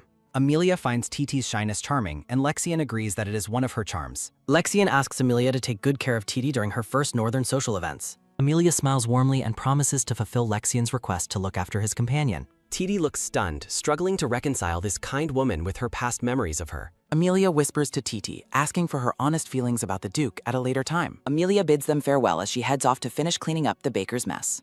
TD wonders how Amelia knows about her feelings, while Lexian suggests they continue their walk. TD asks Lexian why everyone refers to her as the Duchess without her formal permission. Lexian smiles gently at her while TT continues to grapple with her uncertain social standing. A thought bubble reveals TD's current lack of intention to ever become the official Duchess. TD stares ahead with a pensive expression, her mind weighed down by heavy future concerns. TD remains lost in silent contemplation as she processes her uncertain and complicated new life. Lexian remains silent, his expression unreadable as he considers the weight of TD's earlier words. Lexian closes his eyes with a serene smile, seemingly finding comfort in the current moment.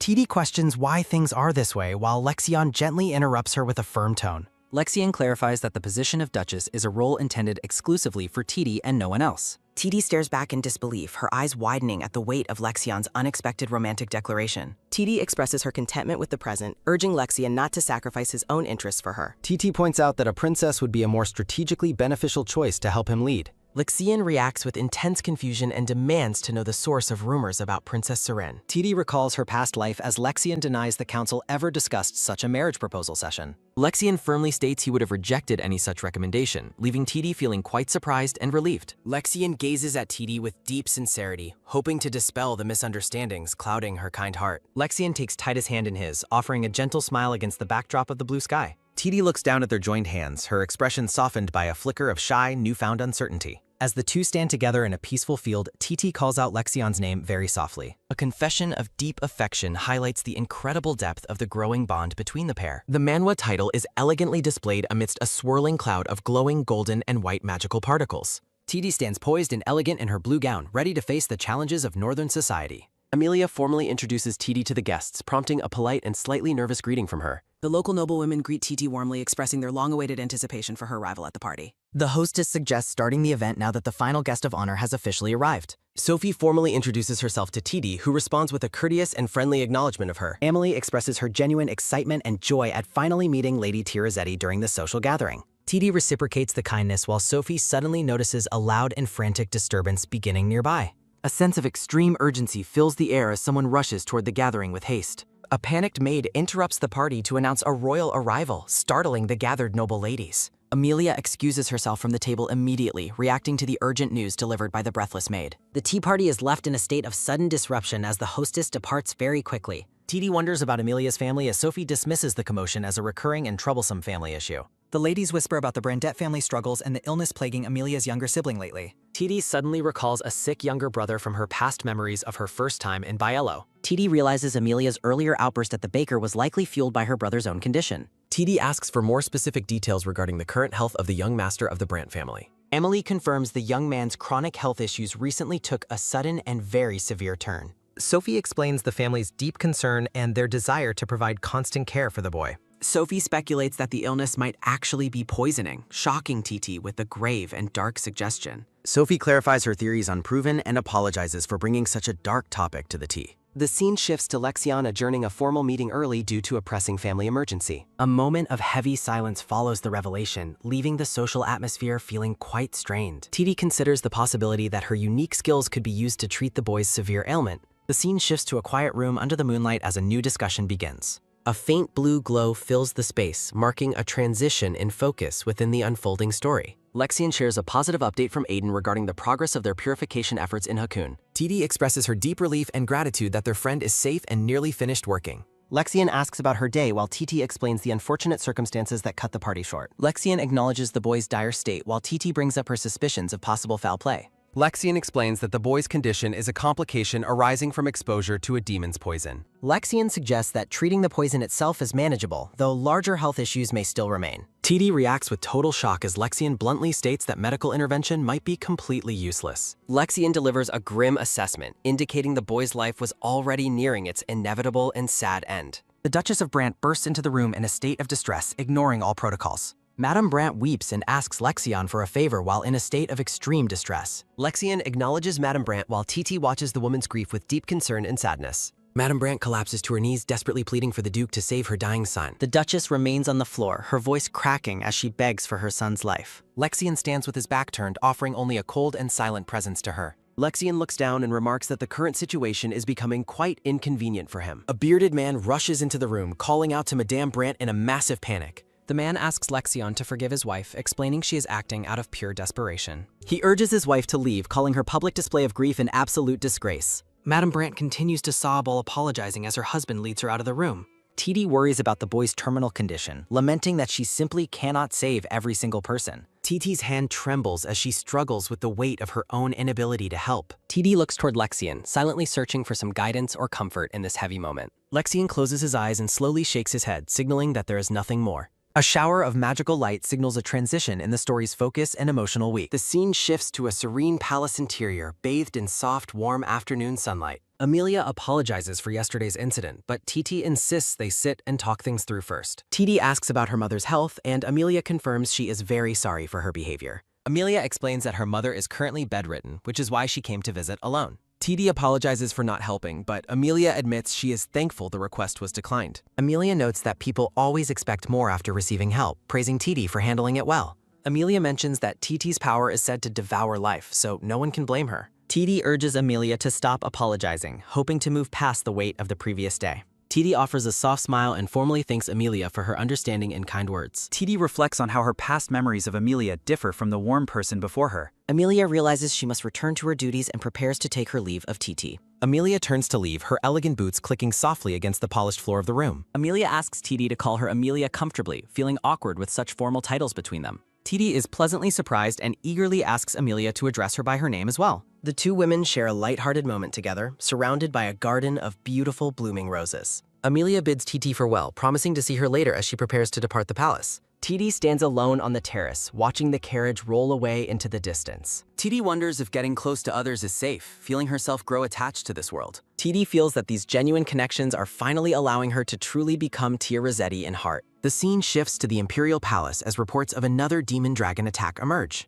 A high-ranking official stands before the king reporting on the dire state of the kingdom's communications. The king asks if Duke Sperato has been contacted regarding the escalating crisis in the north. Marquise Brittany nervously explains that their communication devices seem to be malfunctioning or perhaps even broken. The king narrows his eyes, sensing that something far more sinister than a mechanical failure is happening. An attendant announces the arrival of Princess Saren, and the king grants her permission to enter. Princess Saren enters the room, her long green hair braided elegantly with golden floral hair accessories. Saren apologizes for interrupting, but the Marquis bows politely and assures her that it is fine. The king orders a messenger to Barlow if they receive no word, demanding Lexion's immediate return. Marquise Brittany reports that roads to Barlow are blocked, though the Hakkun region remains relatively safe. The Marquis worries because they have repeatedly ignored requests for support from the people of Hakun. He fears the locals will refuse to open the road after being abandoned during their own time of need. The king demands to know why Marquis Brittany stops speaking and dismisses him from the room. Princess Saren watches silently as the Marquis bows deeply and makes a very hasty exit. Princess Saren asks if he truly intends to send a messenger to Barlow despite the risks.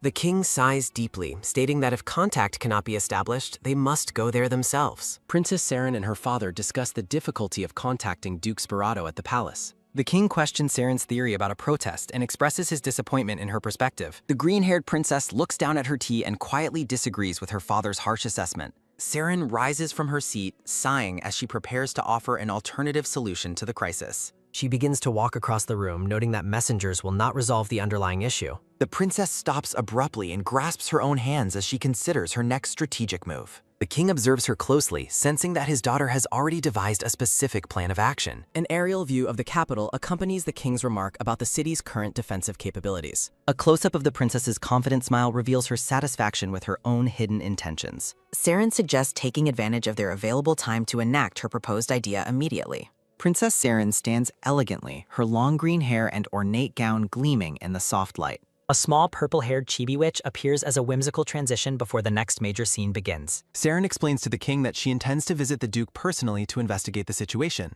Sunlight streams into a grand hall as someone questions the necessity of such a sudden royal visit. Princess Saren and Amelia appear together, their contrasting appearances highlighting their unique roles within the story. The king expresses deep concern for her safety, while Saren playfully dismisses his overprotective worries. Saren asks for permission to travel to her destination, accompanied by Gregory for added protection. Sunlight bathes the massive domed palace exterior, marking a shift in the story's location and focus. A man with dark blue hair and a distinct facial scar is introduced to the scene.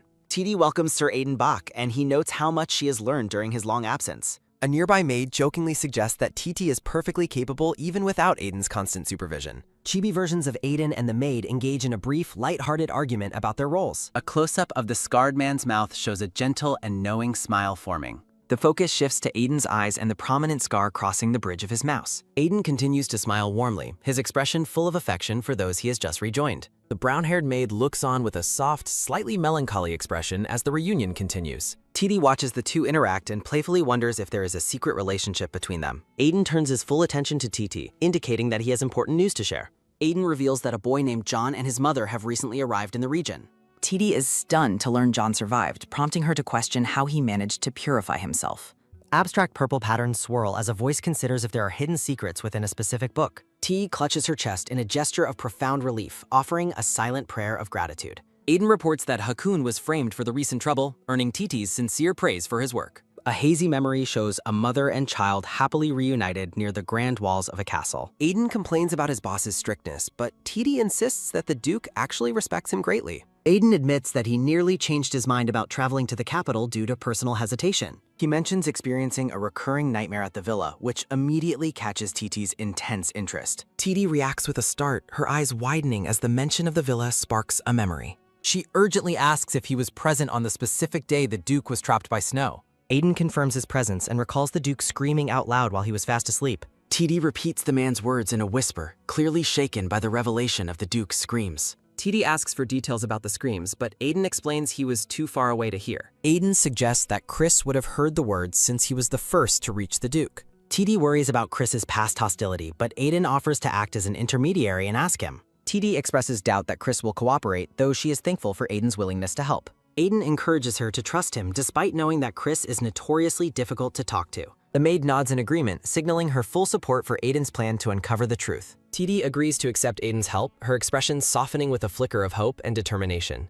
TD stands outside in an elegant green dress, accompanied by a large, friendly-looking white dog. A sudden realization or sound catches TT's attention, causing her to look toward the side in surprise. Chris approaches TT, who realizes that the man is indeed Sir Chris. Chris politely bows as TD marvels at the coincidence of running again. Chris asks if she is out for a walk while the dog happily barks nearby. Chris observes that the dog seems to really like Tiarazetti, prompting a happy reaction from Max. TD explains they became friends after she gave him treats, petting Max affectionately. Chris remains silent, looking at TT with a contemplative and somewhat distant expression. Chris asks if she has any inconveniences during her stay while looking her in the eye. Chris dismisses his own question and prepares to leave, surprising TT with his sudden departure. TD realizes this is a great opportunity to ask him about her past concerns. TD stops him, calling out to Sir Chris as he starts to walk away. Chris turns back, asking how she knows his name with a curious expression. TD mentions Aiden and offers him a lemon tart, feeling relieved she handled the situation well. Chris repeats the word tart thoughtfully as TD tells him he can decline if busy. Chris pauses to consider the invitation, touching his chin while lost in thought. A gold fork rests on a decorative white plate, indicating they have begun eating. The fork remains on the plate during their conversation, surrounded by a soft, glowing light. Chris praises Daisy's skill, and TD agrees that she thoroughly enjoyed the food provided. TD asks Daisy to pack the leftovers for Chris, and the maid happily agrees. TD notes that Chris still likes sweet things, noticing his sparkling and satisfied reaction. Daisy whispers to TD that she should ask him about her specific questions now. TD clenches her fists, deciding that his current good mood makes it the perfect timing. TD asks if he remembers the day she was tied up at the vacation home. Chris confirms he remembers that day, prompting TT to mention the Duke's screams. Chris asks why she is curious and if there was anything suspicious about that day. TD reveals she heard from Prince Gregory that the Duke knew about the tragedy beforehand. TD emphasizes her connection to the event by stating she is the only survivor. TD firmly tells Chris that she believes she has the right to know the truth. Chris recalls that nothing unusual happened during the afternoon of that specific day. Chris describes the Duke waking up at dawn, screaming excitedly and demanding an immediate departure. TD questions the meaning of screaming into the air as Chris begins to explain further. TD is startled as a man suddenly stands up, interrupting her conversation with Chris. Lexian stands before them, dressed in an elegant green suit with ornate gold chains. Lexian dismisses Chris, telling him he can go, and the knight salutes before leaving. Lexian apologizes for the interruption, and TT thanks Chris for his time as he departs. Lexian asks what they were talking about, but TD dismisses it as nothing important. A thought bubble suggests that the interruption happened sooner than it should have. Lexian looks at her with a questioning gaze, asking if she is really okay. Lexian mentions a message from Greg while Daisy cleans up, asking for clarification about the prince. Lexian explains that Greg plans to travel to Viello with Princess Siren in a while. TD realizes that the book's story is about to move on to the next part. TD stands up abruptly, causing Lexian to call out her name in surprise. TD tells him she suddenly remembered something she needs to do and must leave. TD runs through the palace, determined to check something out before the story progresses. TD stands alone in a grand room, looking down at the book on the table. TD looks at the book, noting the next part and wondering about the Emperor's secret orders. Someone calls TT's name, causing her to flinch as she looks at the book. TD quickly closes the book and looks up in surprise at Xion's sudden appearance. Lexian asks what is wrong and why she left so suddenly, approaching her in the room. Lexian holds out her black hair ribbon, explaining that she had dropped it earlier. TD reaches out to take the ribbon, thanking him for returning it to her. TD looks up with a confused expression as she wonders what is happening. Lexian smiles warmly while offering to place the decorative flowers into her hair personally. A close-up shows TT's face as she feels a sudden and intense flutter of nervousness. Lexian carefully adjusts the yellow roses in her hair as TD questions her growing anxiety. Lexian asks TD if he may inquire about something, prompting her to agree immediately. Lexian asks for her opinion on Gregory, catching TT completely off guard by the question. A magical book appears as TT questions the sudden and poorly timed story preview. A system window reveals that Gregory and Siren are set to arrive at Viello together. The preview suggests TD will feel depressed by Lexian's interactions with Siren before Gregory intervenes. The notification concludes by announcing that a grand welcome party will soon take place. TD considers the upcoming romantic complications and her inevitable involvement with Prince Gregory. Lexian calls her name, causing TT to snap out of her thoughts and offer an apology. TD clarifies she has no special feelings for the prince, which Lexian acknowledges quietly. Lexian asks if he can pose one more question, and TT encourages him to proceed. Touching her hair, Lexian asks what he means to her and if she lacks feelings. Lexian gazes at her with a soft, expectant look as he waits for her response. The Duke stands elegantly in his green suit, his hand gesturing toward her affectionately. TD remains silent for a moment, her gaze lowered as she processes his heavy question. A gentle smile forms on TT's face as the atmosphere between them grows more intimate. Lexian explains that she is precious for saving his life and providing a place to stay. TD wonders if his words imply that she is now someone he can always return to. Lexian clenches his hand and refers to their current location as a place of belonging. Lexian asks if she is comfortable remaining in Viello while she looks at him with curiosity. TD clutches her chest and smiles brightly, clearly moved by his genuine concern and hospitality. Brilliant light shines behind the Duke as he continues to speak with profound sincerity. Surrounded by blooming flowers, Lexian looks down with a look of pure and gentle affection. Lexian notes that this location has finally become a sanctuary where she can find true rest. TD gazes back at him with a soft, affectionate expression, touched by his kind words. The scene shifts as the bright sky and fluffy white clouds mark the passage of time. A grand carriage arrives in front of the massive, ornate palace under the morning sun. Sunlight sparkles over the lush garden beds filled with vibrant yellow flowers near the entrance. Gregory and Princess Siren arrive at the palace dressed in their finest formal traveling attire. The two main characters are shown together in a promotional illustration for the series. A whimsical purple witch appears above the palace as the royal guests prepare to enter. Gregory greets Lexion, noting the time passed since their last meeting as TD watches nearby. Lexion welcomes the guests and offers to take their coats after their long, tiring journey. Lexion explains that Oscar will guide them to the rooms prepared at the quiet villa. Siren looks on with a contemplative expression as she listens to the Duke's arrangements. Lexion notes the main castle is busy with training knights, making the villa more comfortable. Siren clarifies where to find the Duke, and he confirms his busy schedule at the castle. Lexion introduces his butler, Oscar, who will ensure all their needs are met during their stay. TD, dressed in a dark gown, watches the group and recalls being with them yesterday. Siren asks if Tia Rossetti is at the villa, causing TD to react with a visible start. Lexion explains she is staying at the main house, prompting Siren to ask for the reason. Oscar explains she felt unwell, so she is staying near doctors for her own safety. Gregory reassures the princess that he will personally ensure she has no inconveniences during her stay. A chibi Gregory questions the housing arrangements and playfully suggests holding a commemorative party instead. A close-up of Titus's blue eye reveals her realization that events are unfolding exactly as expected. Gregory wishes to greet the local nobles, and Lexion agrees to make all the necessary arrangements. Siren thanks the Duke and requests that TT serve as her maid during the visit. Lexion firmly corrects the assumption that TD is a maid, requesting her tea companionship instead. TD worries about Siren's inconsiderate behavior affecting Lexion, but ultimately agrees to the tea invitation. A cunning smile plays on Siren's lips as she watches TT's reluctant acceptance of the situation. Clasping her hands together, Siren radiates a cheerful but suspicious aura of pure, manipulative satisfaction. A small purple-haired figure sits in dejection, signaling a brief shift in the narrative's emotional tone. Time flows forward as a notification confirms that a few days have passed since the encounter. Lounging in her room, TT breathes a sigh of relief at finally having a moment alone. TT's exhaustion peaks as she realizes she spent every day with Siren, just as a guest arrives. Prince Gregory peeks into the room with a bright, charming smile to greet the weary lady. TT's heart sinks as she realizes both royal siblings seem determined to interrupt her precious rest. Noticing her sour mood, Gregory questions what she was doing, prompting a vague excuse about meditating. Gregory chuckles at her obvious lie, playfully suggesting that her meditation is just a sign of trouble. Turning the tables, TD suggests that the prince's own behavior indicates he is the one harboring worries. Gregory laughs heartily at being found out, preparing to pivot the conversation toward a new proposal. Surrounded by blooming roses, Gregory leans into TT's personal space, catching her completely off guard. A mysterious system notification manifests, announcing the sudden arrival of a high-stakes surprise mission. The atmosphere remains heavy with anticipation as the scene shifts toward the upcoming narrative trial. The system identifies Tyr River as the event location, known specifically for its unique unfreezing waters. TD reels in shock as the system reveals the reward involves deepening her romantic connection with Gregory. An urgent warning flashes, stating that a severe penalty follows any refusal of this critical main mission. Frozen in place, TD stares at the floating interface with an expression of pure, unadulterated dread.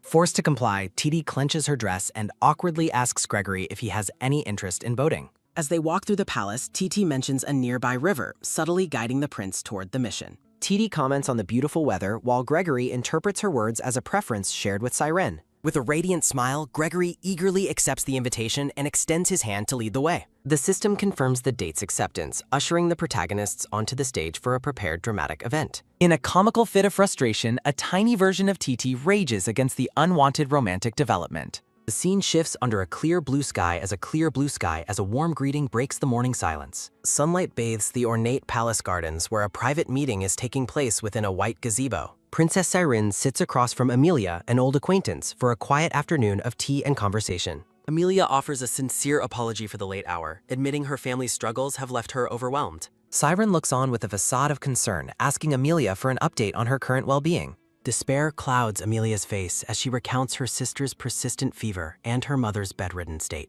Reaching across the table, Siren offers a comforting touch to the distressed woman, showing rare empathy. Siren encourages Amelia to rest and reiterates her willingness to provide any necessary assistance during this time. Amelia's gratitude overflows when Siren reveals she brought special fever-reducing herbs as a thoughtful gift. A brief pause occurs in their heavy conversation as a request for more refreshments is made. Lifting her cup, Siren takes a sip of the tea and praises its delightful and soothing aroma. Amelia mentions the tea came highly recommended by a mutual acquaintance, sparking Siren's curiosity about the source. Siren freezes in mid-sip as Amelia reveals that Lady T. Rossetti was the one who suggested the blend. Amelia notes their apparent closeness, while Cyrene admits that her relationship with TT has indeed progressed. Amelia explains that she and TT have been exchanging frequent letters despite her busy schedule at home. A look of horror crosses Siren's face as Amelia casually mentions TT might soon become a duchess. Leaning in, Amelia asks Siren to keep the news quiet since the engagement is not yet official. Amelia clarifies she is referring to the future Duchess Sparrow, leaving Siren in a state of shock.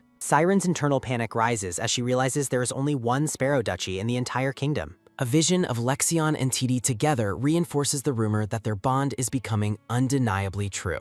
Siren presses for details while the narrative confirms Lexion's deep affection for TT is becoming public knowledge. Sensing the tension, Amelia tries to retract her words, dismissing the sensitive information as mere palace gossip.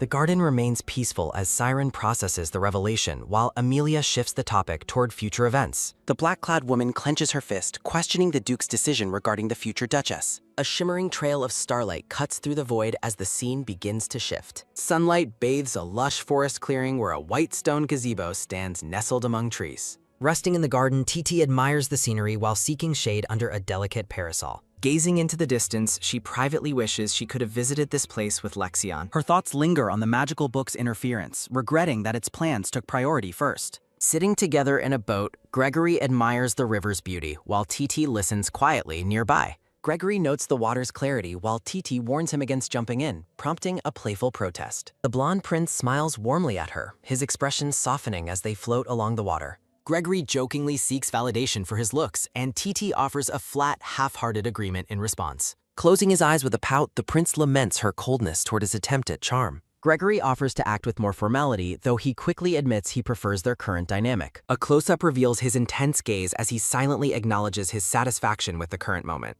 With a light-hearted gesture, Gregory suddenly confesses that he is actually quite frightened of the water. TT reacts with surprise as Gregory explains a past near-death experience involving falling into the water. Gregory suggests returning, but TT insists on staying since she is accustomed to handling scary situations.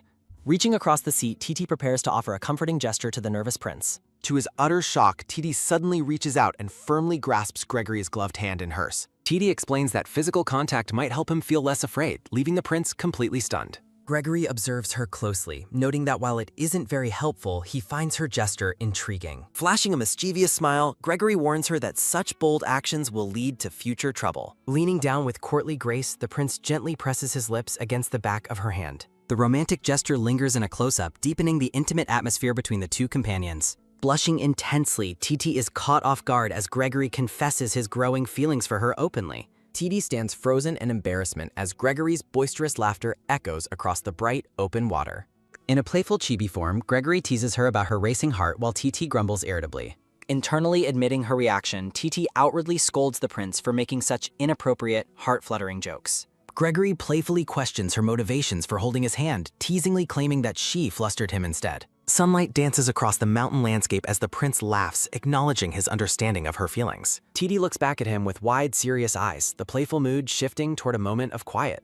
Gregory gazes back at her with a gentle, lingering smile as they continue their conversation. Turning his gaze toward the sky, the prince offers a sincere apology for his previous overbearing behavior. TT questions the apology while Gregory recalls his past attempts to dissuade her from liking Lexion. TT looks away as he reminds her of his past claim that Lexion belonged to Siren. A close-up of Gregory's ornate silver brooch reflects the sunlight as the boat drifts along peacefully. Intricate floral details in TT's hair catch the light as she processes his heavy, honest words. TT realizes she cannot reveal her true feelings due to the predetermined path set for her. Lowering her gaze, her expression softens with a trace of sadness regarding her inevitable romantic restrictions. TT laments that the world itself would impose penalties to prevent her from following her heart. The image shifts to Lexion, whose dark hair and calm expression appear in her mental reflection. Lexion stands elegantly in a white suit, representing the future her heart quietly desires to choose. Clenching her dress tightly, TT wonders if she truly has the right to develop feelings for Lexion. Gregory notices her inner turmoil and asks if she thinks she needs his permission to love. Looking away with a conflicted gaze, TT clarifies that permission is not the source of her struggle. Gregory explains that a person's heart cannot be controlled by anyone, offering her a sense of freedom. He encourages her, stating that only their mutual feelings for each other truly matter in the end. A close-up of Titus' blue eyes shows her dawning realization as she hears his supportive words. Beaming with a radiant and genuine smile, TT looks completely relieved and happy after his reassurance. Bright light glimmers over a traditional timber-framed building as the scene transitions back to the palace. Returning to her quarters in a new gown, TD is greeted as she enters the grand room. Princess Cyrene looks elegant and satisfied as she prepares for a day of shopping in the city. Entering a high-end jewelry store, Cyrene expresses her sincere gratitude to TT for accompanying her. Cyrene explains that she requires TD's refined taste to help her select a suitable tie. Cyrene notes the difficulty of choosing, while TD looks on with a slightly startled and distracted expression. TD's attention is drawn toward a pair of exquisite cufflinks she believes would look wonderful on Lexion. Cyrene playfully asks if the cufflinks are for Gregory, causing TT to flusteredly deny any such intention. Mentioning their recent boat ride, Cyrene questions when TT and her brother became so surprisingly close. Cyrene offers her help to further their relationship while TD desperately tries to correct the misunderstanding. TD remains silent in a state of shock, her large blue eyes reflecting her internal panic. Cyrene notices her reaction and asks why the topic of her brother seems to upset TD so much. TD apologizes, explaining she simply wishes to avoid any potentially awkward social situations with Prince Gregory. Accepting the explanation, Cyrene shifts the focus back to shopping and asks for TT's opinion on a tie. Cyrene holds up a dark patterned tie and asks if it would suit Lexion, surprising TD. Cyrene reveals that she will be Lexion's party partner and customarily gifts a tie to her escort. TD is visibly shaken by the news, realizing that events are unfolding exactly as the princess desired. Cyrene expresses her happiness, noting her past regret when Lexion could not escort her to her debutante ball. Cyrene clarifies that her direct line of questioning was not intended to signal any personal dislike for TT.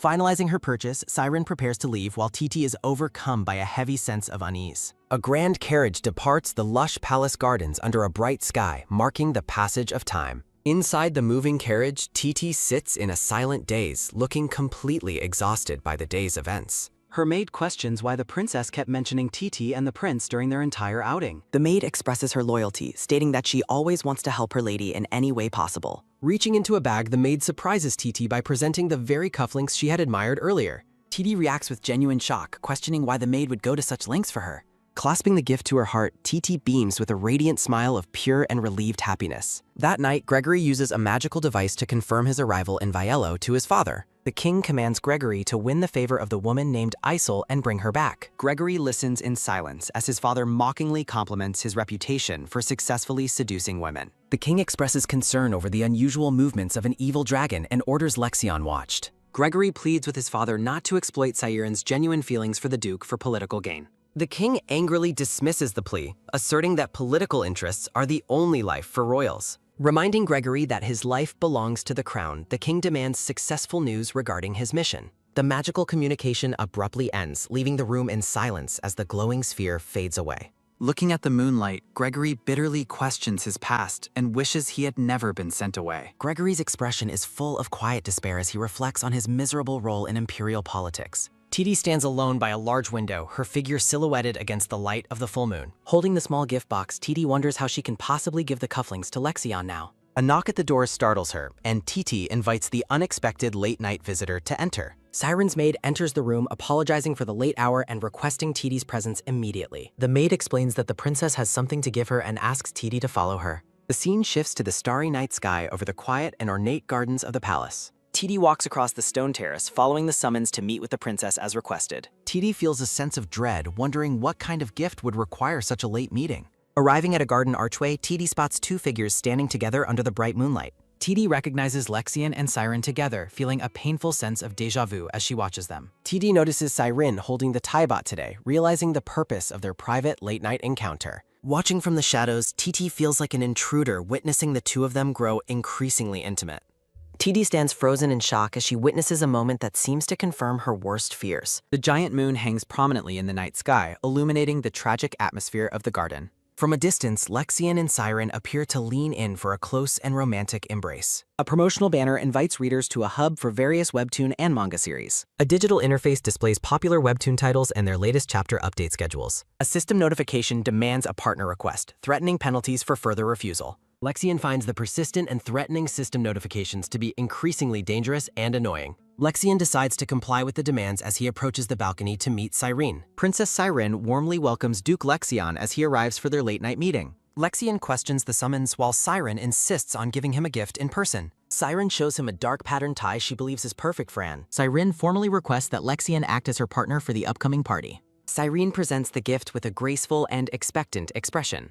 Lexian looks at her with an unimpressed expression, finding her forwardness quite striking. Lexian firmly rejects the offer, stating that he is already attending with Tirazetti. Cyrene claims Tirazetti encouraged the partnership, suggesting they would be a better match. Lexian is stunned by the claim and privately observes how her expression shifts. Cyrene adds that Tirazetti is already partnering with Prince Gregory for the event. Lexian's aura darkens as he demands clarification on what was just said. Cyrene is startled by his sudden hostility, asking if he is truly becoming angry. Lexian suppresses his rage, apologizes for his reaction, and prepares to depart. Walking away in cold fury, Lexian vows that Cyrene will regret her manipulative actions. Cyrene playfully teases him about his surprise, clarifying she had no intention of kissing him. Returning home, Titi reflects on whether Lexian's mention of she referred to her. Cyrene stops in her tracks, realizing that her assumptions about the situation were correct. Princess Cyrene is consumed by disbelief that she was passed over for a commoner. Cyrene furiously rejects the idea that social status should not dictate the heart's desires.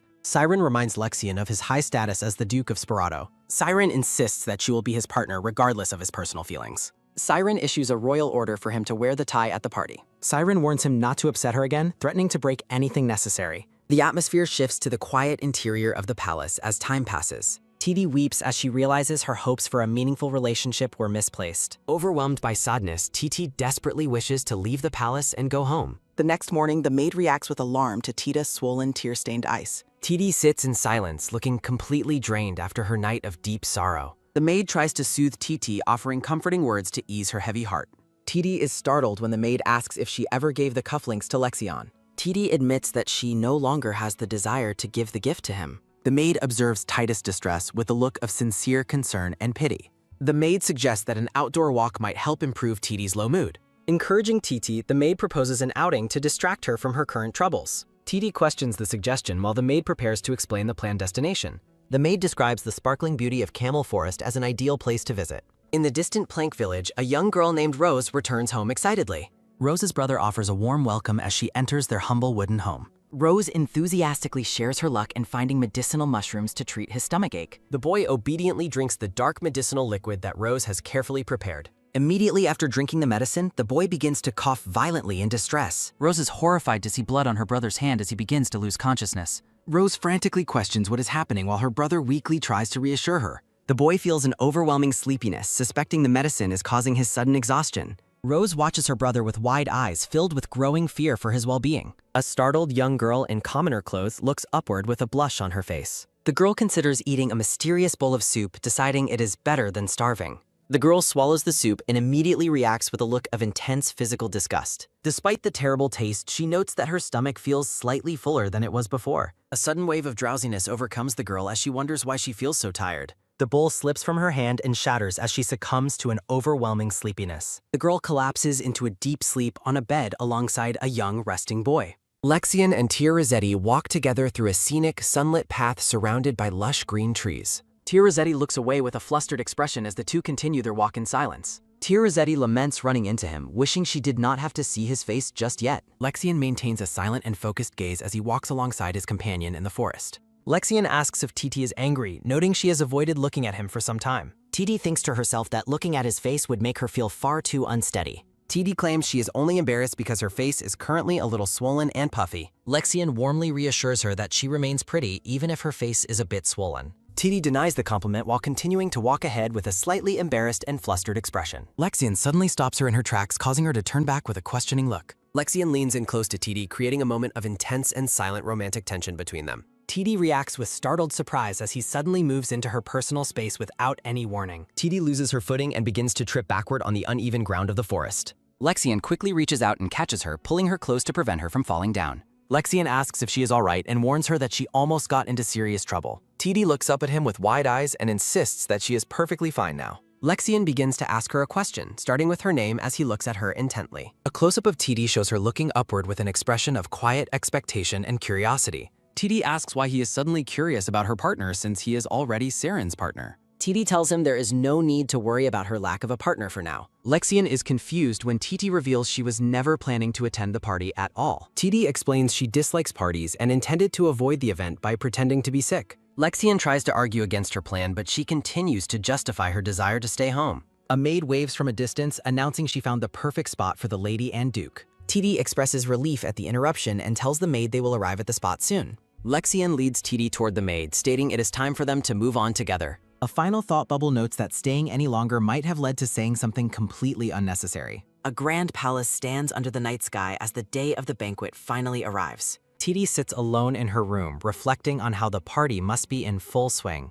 TD reflects on the quiet atmosphere and how Lexian never actually asked her to be his partner. TD asks the guide why the boating event was skipped, learning it is still in progress. TD reacts with shock and alarm when the system mentions that Gregory will be arriving very soon. A knock sounds at the door as TT wonders if he has truly arrived at her room. A promotional illustration features the main leads together in a formal and highly romanticized embrace. Gregory stands at the banquet, drinking wine while reflecting on Lexian's presence at the grand event. Gregory notes the unconventional abolition of the partner rule and his sister's lie about Lexian's partner. Gregory drinks his wine, amused by what he perceives as a display of cute jealousy from Saren. Gregory approaches Lexion, thinking that the current situation must be quite burdensome for the young Duke. Gregory asks Lexion where the young lady is and offers him a glass of wine to drink. Lexian accepts the drink, explaining TD is unwell, while Gregory asks if her illness is serious. Gregory mentions Siren's frequent calls might have tired her, a fact that Lexion did not know. Gregory asks when Lexion plans to return to the capital while they stand beneath a grand chandelier. Gregory describes the failed second dragon attack and is annoyed by Lexion's strangely lukewarm reaction. Gregory questions Lexion's prior knowledge, while the Duke asks if he expected military reinforcements. Gregory expresses relief that his friend has finally regained his senses and clear judgment. Gregory mockingly advises the Duke to stop relying so heavily on the royal family's influence. Swirling his drink, Lexion notes that was his original plan before circumstances began to change. Lexion stares intently at Gregory and asks if he ever finds the world structure stifling. Gregory jokes about the serious tone while Lexion admits he sometimes wishes to seek asylum. Vector interrupts the conversation, informing the Duke that he has brought urgent and important information. Lexion abruptly ends his conversation with Gregory, promising to continue their discussion at another time. As Lexion departs to fulfill an obligation, Gregory wonders about Tia Rossetti's sudden bout of illness. A maid enters the bedroom, calling out to the young lady to announce her late arrival. Finding the grand bedroom empty, the maid begins to wonder where Tia Rossetti could have gone. Recalling Vector's information, the maid notices the holy book that the young lady frequently reads. The maid decides to tuck a secret letter into the book for Tia Rossetti to discover.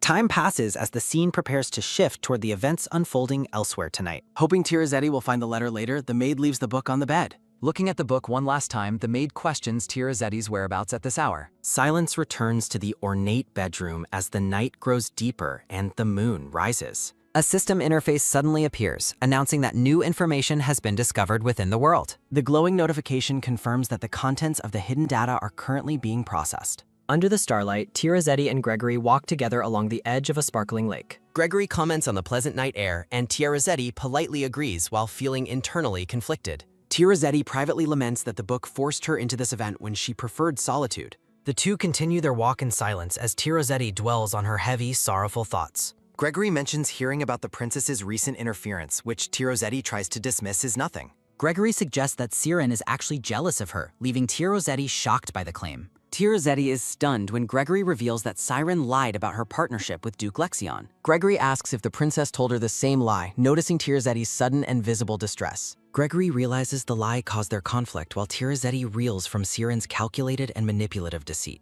Tia Rossetti wonders if her regression fundamentally altered Saren's personality settings from the original story script.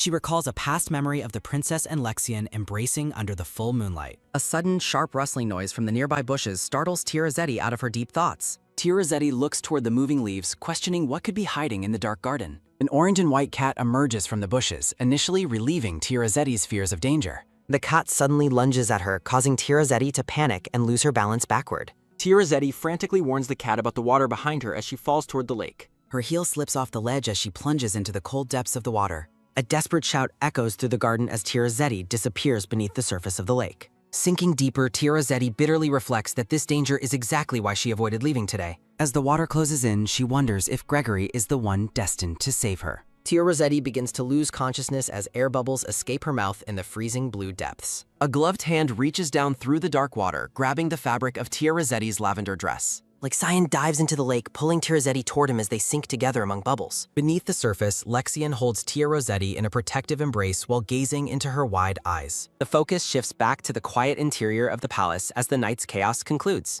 Standing by a window, Lexion stares out into the night with a look of deep concern. Lexian closes his eyes, reflecting on the weight of the day and the rescue he performed. Back in the room, the holy book on the table begins to emit an ethereal glow. A hand reaches out to touch the book, triggering a sudden and intense surge of magic. A system notification declares that the story has changed due to the intrusion of another traveler. The final message confirms that Lexian Sparrow has been removed from his status as a character. System alerts declare Lexian Sparrow a dangerous element whose role is now finally determined. Tension mounts as the glowing system interface prepares to reveal the Duke's true purpose. A peaceful morning drapes over the grand architecture of the palace near the mountains. Tia Rossetti wakes up in her grand bed, looking pale and exhausted from her ordeal. Tia Rossetti sits up in bed, clutching her aching head and wondering how long she slept. A lingering touch on her lips sparks a confusing memory of a recent intimate encounter. Daisy the maid enters the room and expresses great relief to see Tia Rossetti finally awake. Daisy asks how she is feeling after her high fever, and Tia Rossetti replies she is okay. Daisy mentions how worried she was and notes the Duke was passing by during her fall. Daisy explains things could have been serious otherwise, while Tia Rossetti apologizes for causing her worry. Silence falls as the maid observes her lady with a mix of concern and hesitation. Daisy mentions she tucked a note from Vector inside the book and asks if she saw it. Daisy asks again if she found it, while Tia Rossetti questions the mention of a note. Daisy explains Vector said to destroy it after reading it, and Tia Rossetti agrees to do so. Daisy leaves to go tidy up, telling Tia Rossetti to rest while she thanks her maid. Tia Rossetti finds a small folded paper in the book and wonders if it is the note. The system explains that synchronization requires physical contact with the other person's designated holy book. Tia Rossetti is stunned by a system notification declaring that Lexian Sparrow has become a traveler. The interface warns that understanding his intentions requires urgent contact with his personal holy book. Shock dilates Tia Rossetti's blue eyes as the full weight of the system's warning hits. Tia Rossetti frantically asked for an explanation while the system claims Lexian is destroying the world. The system warns his book is dangerous and commands Tia Rossetti to destroy it immediately. An ominous blue notification repeats the warning that the current situation is extremely dangerous. Tia Rossetti clutches her head in pain, questioning the system's claim that Lexian found his ego. A moment of frozen realization strikes as Tia Rossetti processes the shifting reality of the world. Tia Rossetti opens the note with trembling hands, her expression turning into one of pure dread. The note details Lexian's nightmare and his mention of a guide, leaving Tia Rossetti in disbelief. Tia Rossetti trembles while questioning the meaning of a guide as the scene darkens around her. Tia Rossetti rushes from her room, wondering if they have only now discovered Lexian's true identity. Frantically running through the palace, Tia Rossetti resolves to find Lexian's book as quickly as possible. Darkness envelops the hallway as the scene shifts toward a secret and urgent search. Tia Rossetti enters a dimly lit study, her long blue hair glowing against the dark furniture. Tia Rossetti searches the shelves, certain Lexian left the book in the place he stays longest. Tia Rossetti feels desperate to find it before Lexian arrives, only for a voice to call her name. A book clatters to the floor, breaking the silence of the library during her search. A voice echoes through the darkness of the room, asking Tia Rossetti what she is seeking. Tia Rossetti freezes in shock as Lexian suddenly emerges from the shadows behind her. Lexian holds up his book with a small smile, asking if this is what she wanted. Stumbling back, Tia Rossetti asks when he arrived as he slowly begins to close the distance. Lexian steps closer and stares into her eyes, answering that he has been there from the beginning. Lexian looks at her with an intense expression and confesses that he has liked her from the start. Recalling past memories, Lexian shares that he fell in love at first sight and wanted to dance. Lexian touches her chin, lamenting that the world keeps trying to pair her with Greg instead. Lexian asks if his efforts to be kind and righteous were not enough to stay by her. Tia Rossetti realizes with a sinking feeling that Lexian knew the truth about everything after all. Tia Rossetti worries about the book's penalty while telling Lexian that he cannot continue this path. Lexian asks if she will leave again and suggests she just kill him there if she does. The heavy weight of his ultimatum hangs in the darkness as she remains speechless. Lexian pleads with Titi to choose him over the cruel fate the world has dictated. Lexian lifts her chin, asking her to roll with him even if everything is a mess. A tender and intimate moment unfolds as Lexian and Tia Rossetti share a passionate, close-up kiss. A glowing speech bubble appears as Lexian declares his readiness to move forward alongside Tia Rossetti. Lexian pulls Tia Rossetti close in a firm embrace as they kiss amidst a flurry of sparkles. Tia Rossetti realizes Lexian possessed a book and feels a profound sense of relief at being seen. The narrative sequence pauses as the scene transitions through a digital portal toward the next chapter. Lexian sits in an ornate room and asks Titi if she is finally feeling a bit better. Tia Rossetti leans against Lexian on a sofa and softly replies that she is aware of the situation. Lexian confesses his desire to be her sanctuary and asks Tia Rossetti to choose him over everything else. Tia Rossetti stares ahead with a look of quiet conflict as she processes the weight of his plea. Tia Rossetti reflects on her fading desire to return home, questioning the importance of her original world. A vision of a shackled woman appears, causing Tia Rossetti to question the reality of her own existence. Tia Rossetti struggles to remember her true name while Lexian asks if she is hurt or feeling unwell. Panic and existential dread grip Tia Rossetti as she clutches her head, overwhelmed by her fracturing identity. Lexion calls out to Titi while she frantically denies being the person he thinks she is. Tears stream down Tia Rossetti's face as she despairs over the loss of her former self and memories. Lexion repeatedly calls Tia Rossetti's name while she spiraled into fear of being trapped in this world. Lexian holds Tia Rossetti in a protective embrace, grounding her as she trembles from her internal crisis. Lexion stares down with an intense expression, determined to keep Tia Rossetti safe within his stronghold. Lexian vows to never lose her, promising that he will always be thinking only of her presence. Lexion offers to take on all the burdens that have become too heavy for Tia Rossetti to carry. Lexion continues his heartfelt vow, expressing his desire to shield her from the world's cruel demands. A soft and warm smile finally returns to Tia Rossetti's face as she gazes up at Lexion. Lexion reflects on his past life of perfection, gifted with wealth, intelligence, and royal blood ties. Lexion recalls his mechanical relationship with Siren and how he once took his scripted life for granted. A memory of a younger Tia Rossetti in simple clothes and iron shackles highlights her past as a prisoner. Lexion recalls finding Tia Rossetti hiding alone in a corner and approaching her with quiet, curious interest. Startled by the sudden visitor, the young girl looks up with a mix of fear and surprise. Tia Rossetti notices blood on Lexion and frantically asks if Scion is hurt or bleeding from an injury. Lexion is stunned, wondering how this mysterious girl could possibly know that his personal nickname is Scion. A look of deep shock and confusion crosses Lexion's face as he observes the unusual young lady. Lexion reassures her that the blood is from monsters and the subjugation mission was successfully completed. Lexion questions the strange feeling Tia Rossetti gave him, initially dismissing her as someone who was crazy. Lexion notes that they both changed, recalling his past engagement to Saren despite his internal confusion. Lexion describes feeling suffocated by his scripted love for Siren, while his heart began to seek something else. Lexion continues to play his role as the princess's fiancé, while his mind remains preoccupied and distant. The two lean in for a formal display of affection that feels hollow to the conflicted Duke. Tia Rossetti watches the couple from a distance, her expression unreadable as she observes their scripted interaction. Turning away from the scene, Tia Rossetti walks into the depths of the garden to be alone. Lexion senses her presence and mentally calls out Tita's name as his attention drifts from Siren. Lexion apologizes to the princess, claiming he feels unwell as she tries to stop his sudden departure. Ignoring Siren's calls, Lexion walks away with a singular focus on finding the blue-haired woman instead. Tia Rossetti discovers a mysterious floating book in the garden and questions if it is truly an object. Tia Rossetti marvels at the brown book suspended in midair, wondering how it can defy the laws of gravity. Lexion approaches and calls out to Titi, who reacts with surprise while he suggests meeting later tonight. Lexion asks Tia Rossetti if she was just speaking to the floating book, having witnessed her odd behavior. An ominous thought echoes through the darkness, emphasizing the need to watch Tia Rossetti's actions very closely. Lexion observes Titi's repeated interactions with the book, suspecting she is being controlled by its magic. Lexion looks down at the intricate details of the book's cover, sensing its significant and dangerous power. Reading the contents, Lexion realizes the book contains his life story and why his existence felt unreal. Lexion shouts in denial as Tia Rossetti bids him farewell, finally accepting her fate as a scripted character. Lexion desperately begs Titi to open her eyes as she lies motionless in his arms.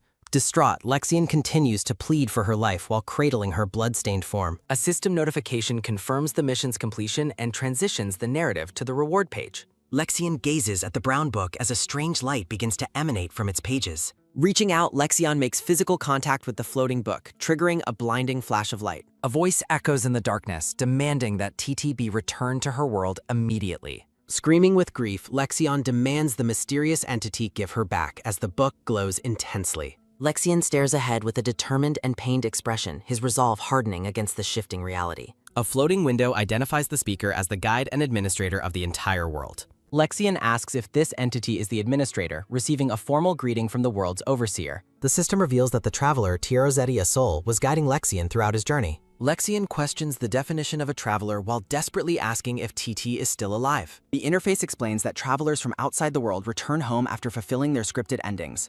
Lexion demands a way to keep her, but the system notes Tia Rossetti wishes to return home. Lexion admits he cannot stop her return, even when asked if he will change his mind. Deep in thought, Lexion resolves to express his true feelings to TT one last time. Lexion asks for forgiveness for his selfishness, prompting the system to reveal the path forward. The system identifies Lexion as an awakener and explains that he can also become a traveler. A notification clarifies that travelers earn rewards upon completing their designated endings within the story. The administrator asks if Lexion will accept becoming a traveler to turn his wish into reality. Lexian firmly accepts the offer, and the system confirms his new status with a formal notification. A final interface message declares that Lexion Sparrow has officially transitioned into a traveler of this world. Now a traveler, Lexion explores a desolate area, searching for any sign of TD's presence. Lexion looks around in confusion, questioning the unexpected circumstances of his arrival in this cycle. The system explains that a second cycle guide is protecting Tirazetti, who currently does not exist. Lexion expresses frustration over the unexpected variable, having believed he would see T immediately. Dismissing the administrator's grand posturing, Lexion remains unimpressed by the world's complex rules and cycles. Lexion declares his intent to create subsequent cycles if his current efforts to find her fail. Despite warnings about the physical toll of repeated resets, a bloodied Lexion vows to continue regardless. The narrative shifts to the present, reflecting on the long-awaited reunion between the two fated souls. Tirazetti sits in her room, looking startled as she processes the revelation of Lexion's true nature.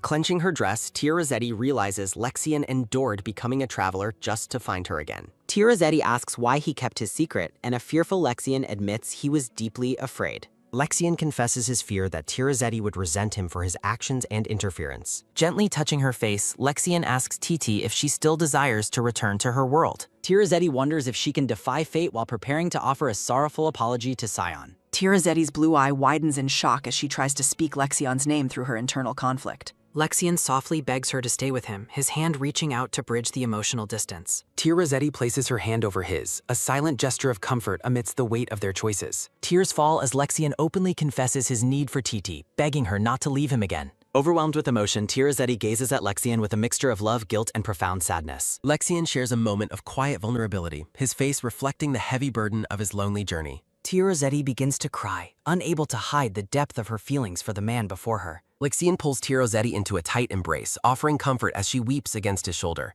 Elsewhere, a man with light blue hair commands his men to find the lair of an evil dragon. The light blue-haired man laments the frequency of dragon attacks while observing the destruction of his city. After receiving reports of a barrier, the commander orders mages to investigate the suspicious nearby cave. Lexion approaches the magical barrier while the commander warns him of the extreme danger ahead. A massive explosion rocks the landscape, signaling a violent confrontation with the power guarding the cave. The commander orders his troops to fall back and prepare for additional attacks from the mysterious enemy. Lexion orders an immediate return to the capital, cutting off an unseen objection. The battered soldiers acknowledge Lexion's command to return to the capital. Sparkles dance as Tirazetti awakens to find Lexion sleeping soundly by her side. Morning light filters into the room, highlighting the peaceful intimacy of the scene. Tirazetti notices Lexion sleeping beside her and questions Scion's unexpected presence. Lexion sleeps peacefully, his white shirt partially open following their shared night. Their hands remain clasped together, symbolizing the deep bond they have forged. Tirazetti sits up in a panic, shocked to realize their encounter wasn't a dream. Tirazetti gasps as Lexion suddenly pulls her back down into the bedding. Lexion pulls her close, chuckling as he confirms their shared moment was real.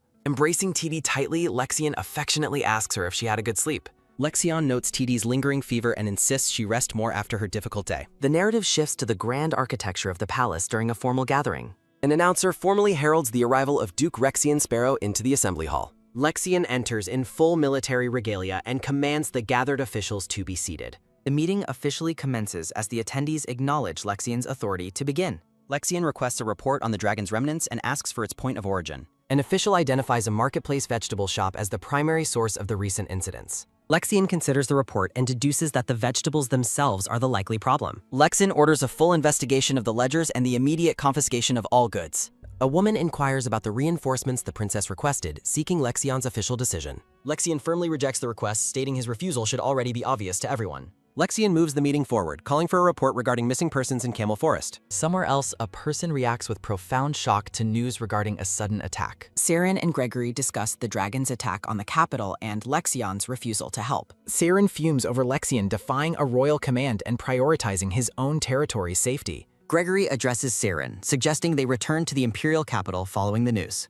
Saren refuses to leave, claiming she didn't come to this remote valley to fail. Gregory warns Saren that there is no room for them between Lexion and TT. Saren stubbornly insists that as a princess, there is nothing in this world she can't have. Gregory urges Saren to give up, noting it's too late to win Lexion over. Saren screams at her brother, refusing to give up or listen to his advice. Saren is suddenly interrupted by a message from a magical orb and calls for Kronos. Kronos apologizes for the delay and mentions the chaos following the capital's second attack. Kronos reports that the king was injured in the attack, though not severely. The light blue-haired man in the orb tells Saren to calm down and asks about Rexion.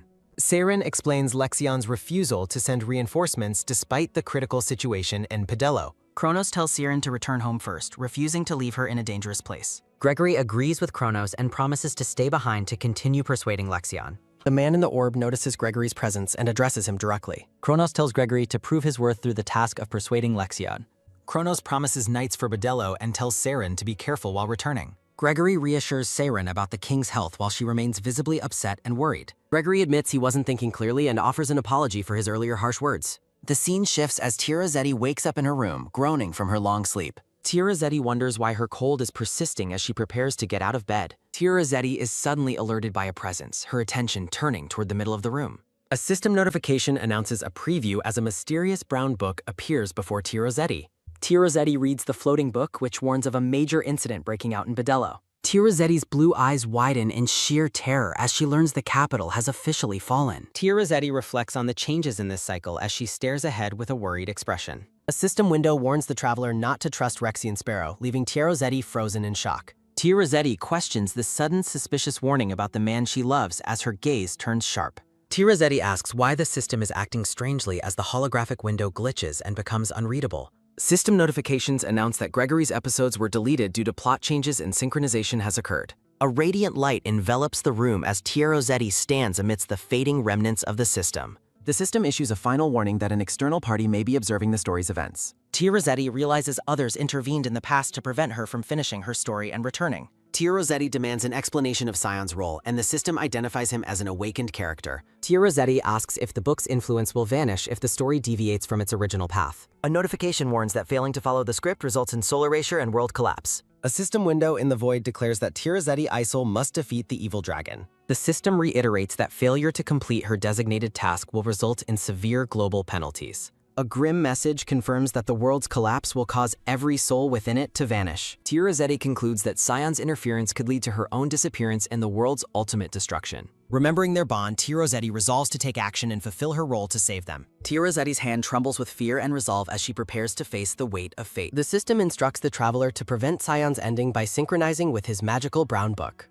Tia Rossetti wonders what it means to synchronize her fate with the contents of Scion's enchanted book. Tia Rossetti considers how unlikely it is for a character like Scion to find his true self. Tia Rossetti doubts the book's absolute authority and searches for an alternative way to save their world. Tia Rossetti asks about refusing her ending, but the system warns of total destruction and a loop. Tia Rossetti walks through her room weighing the choice between erasure and an endless cycle of resets. Tia Rossetti picks up her cup of tea, lost in deep thought regarding the system's terrifying revelations. A realization strikes Tia Rossetti, her blue eye widening in shock as she stops mid-sick. Tia Rossetti gasps in sudden alarm, dropping her cup as hot tea spills across her arm. Tia Rossetti coughs violently while clutching her throat, fearing the tea she just consumed might be poisoned. Looking toward the doorway with a frantic expression, Tia Rossetti calls out for her maid, Daisy. 3 brown mushrooms sit on a white cloth, their appearance revealing the source of the danger. Tia Rossetti asks if these were in her tea, and Daisy confirms they are Uji mushrooms for fever. Tia Rossetti senses a dragon's malevolent aura in the mushrooms and wonders how they entered the palace. Tia Rossetti deduces the market-bought mushrooms caused the recent riot after questioning Daisy about their origin.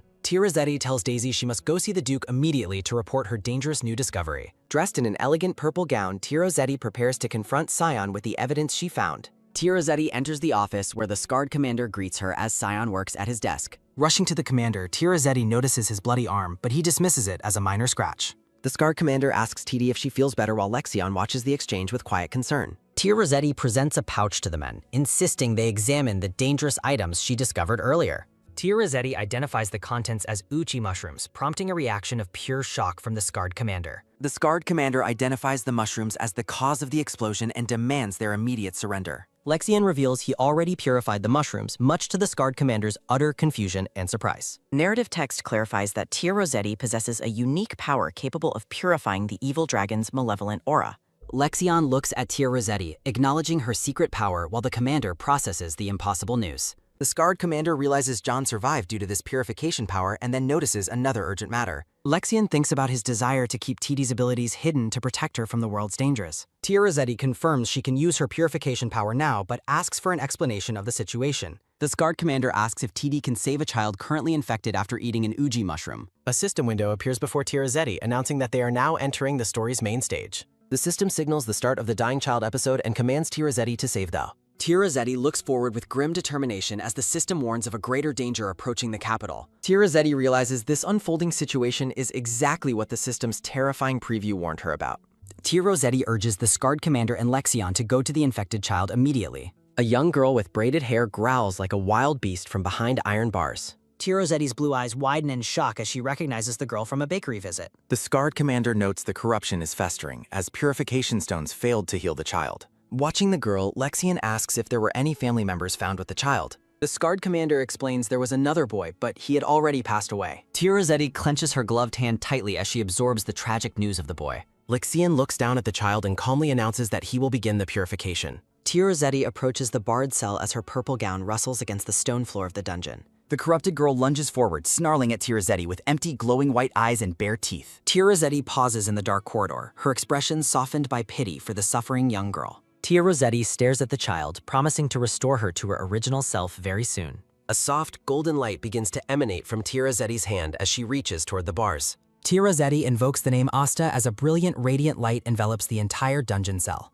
The light fades, revealing a girl with clear green eyes who wonders where she is located. Tia Rossetti's eyes widen with joy as she notices the girl has finally regained her consciousness. Lexion and the scarred commander stand behind Tia Rossetti, asking the girl how she is feeling. The girl looks up at them, confirming she is okay, but asking about her current location. Tia Rossetti explains they are at the Duke's estate and asks where she got the mushrooms. The girl admits she gathered them in Carmel Forest to sell at her vegetable shop. Lexion commands Aiden to track down the buyers immediately and retrieve every single black slime mushroom. The girl asks if she did something wrong, but Tia Rossetti reassures her and asks her name. The girl reveals her name is Rose, looking weary as she rests in the Duke's care. A green carriage travels along a scenic mountain road under a bright and clear afternoon sky. Sir Arnold reflects on the Duke's surprising words as the carriage rumbles toward his home. In a flashback, Lexion addresses Sir Arnold, noting that he has been overworking himself lately. Sir Arnold explains that he is fine and that maintaining Bedello's stability is his priority. Lexion acknowledges his hard work but advises Sir Arnold to prioritize taking care of his family. Sir Arnold's eyes widen slightly, reflecting on the Duke's uncharacteristic and deeply personal advice. Sir Arnold thanks the Duke for his kindness and promises to return home the following day.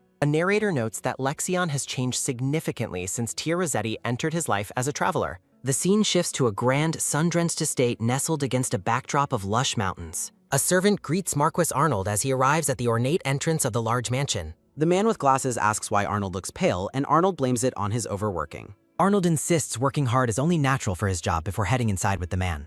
Arnold asks about Amelia and learns she went to Sparrow Manor to see the departing princess. The servant reports that Hegel is sleeping after taking effective medicine made from the Uji mushrooms. Arnold stops walking as a sudden, sharp feeling of unease washes over him in the hallway. Arnold notices his servants are coughing and looking unwell, fueling his growing sense of impending dread. A servant rushes toward Arnold, announcing an urgent message has just arrived from the Sparrow Castle. Lexion contacts Arnold through a glowing magic orb to deliver a critical update regarding the mushrooms. Lexion explains the Uji mushrooms are a malevolent presence disguised to deceive and corrupt the people. Arnold realizes with horror that the medicine given to his son was crafted from those mushrooms. Arnold realizes the tainted medicine is why his servants are ill and fears he cannot return. The voice in the orb asks for clarification, and Arnold explains his son's medicine is contaminated. Lexion warns that if Amelia is tainted, Princess Saren is in grave danger at the castle. The magic orb instructs Arnold to flee the estate immediately, but he refuses to leave family. Arnold stands alone in the foyer, resolving to follow the Duke's advice about protecting one's family. Looking at a family portrait, Arnold decides to stay and try protecting his loved ones himself. Arnold hears the Duke's promise to arrive soon and offers his sincere gratitude. A mysterious voice reflects on the profound changes seen in someone's character lately. Tia Rossetti asks Daisy to handle the situation, receiving a confident reassurance in return. Tia Rossetti waves goodbye to Daisy and Rose as they depart for their next destination. Tia Rossetti questions if the danger is truly over while Lexion observes her with concern. A sharp realization stops Tia Rossetti as a wave of sudden anxiety hits her. Tia Rossetti realizes the purified child wasn't the one mentioned in the prophecy's warning. Lexion orders Chris to dispatch castle guards to the villa to protect the princess. Lexion commands the Black Knights to follow him and tells Chris to join later. Lexion urges everyone to hurry before the Brandt household falls while TT realizes Rose isn't the target.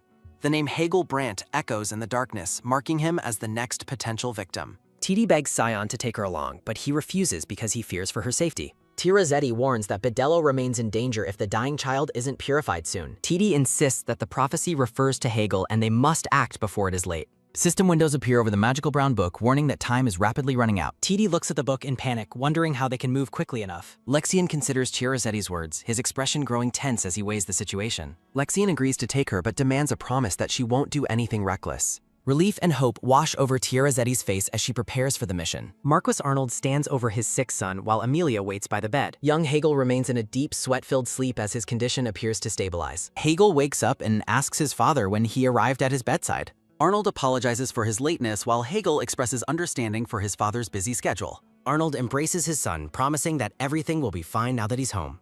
A transition screen signals the start of a new chapter in the unfolding drama. Princess Siren laments that Amelia must return to the capital so soon the next day. Amelia wishes to stay, but the princess explains her brother Kronos expects her back soon. Amelia thanks Siren for Hegel's recovery while the princess judges her manners and plots. Siren expresses her happiness regarding Hegel's improved condition while holding her teacup delicately. Amelia mentions Siren's trip to the capital, prompting a questioning response from the princess. Amelia's eyes take on a strange hue as she prepares to reveal an unsettling truth. Amelia bluntly accuses Princess Siren of running away from the capital, causing a shocked reaction.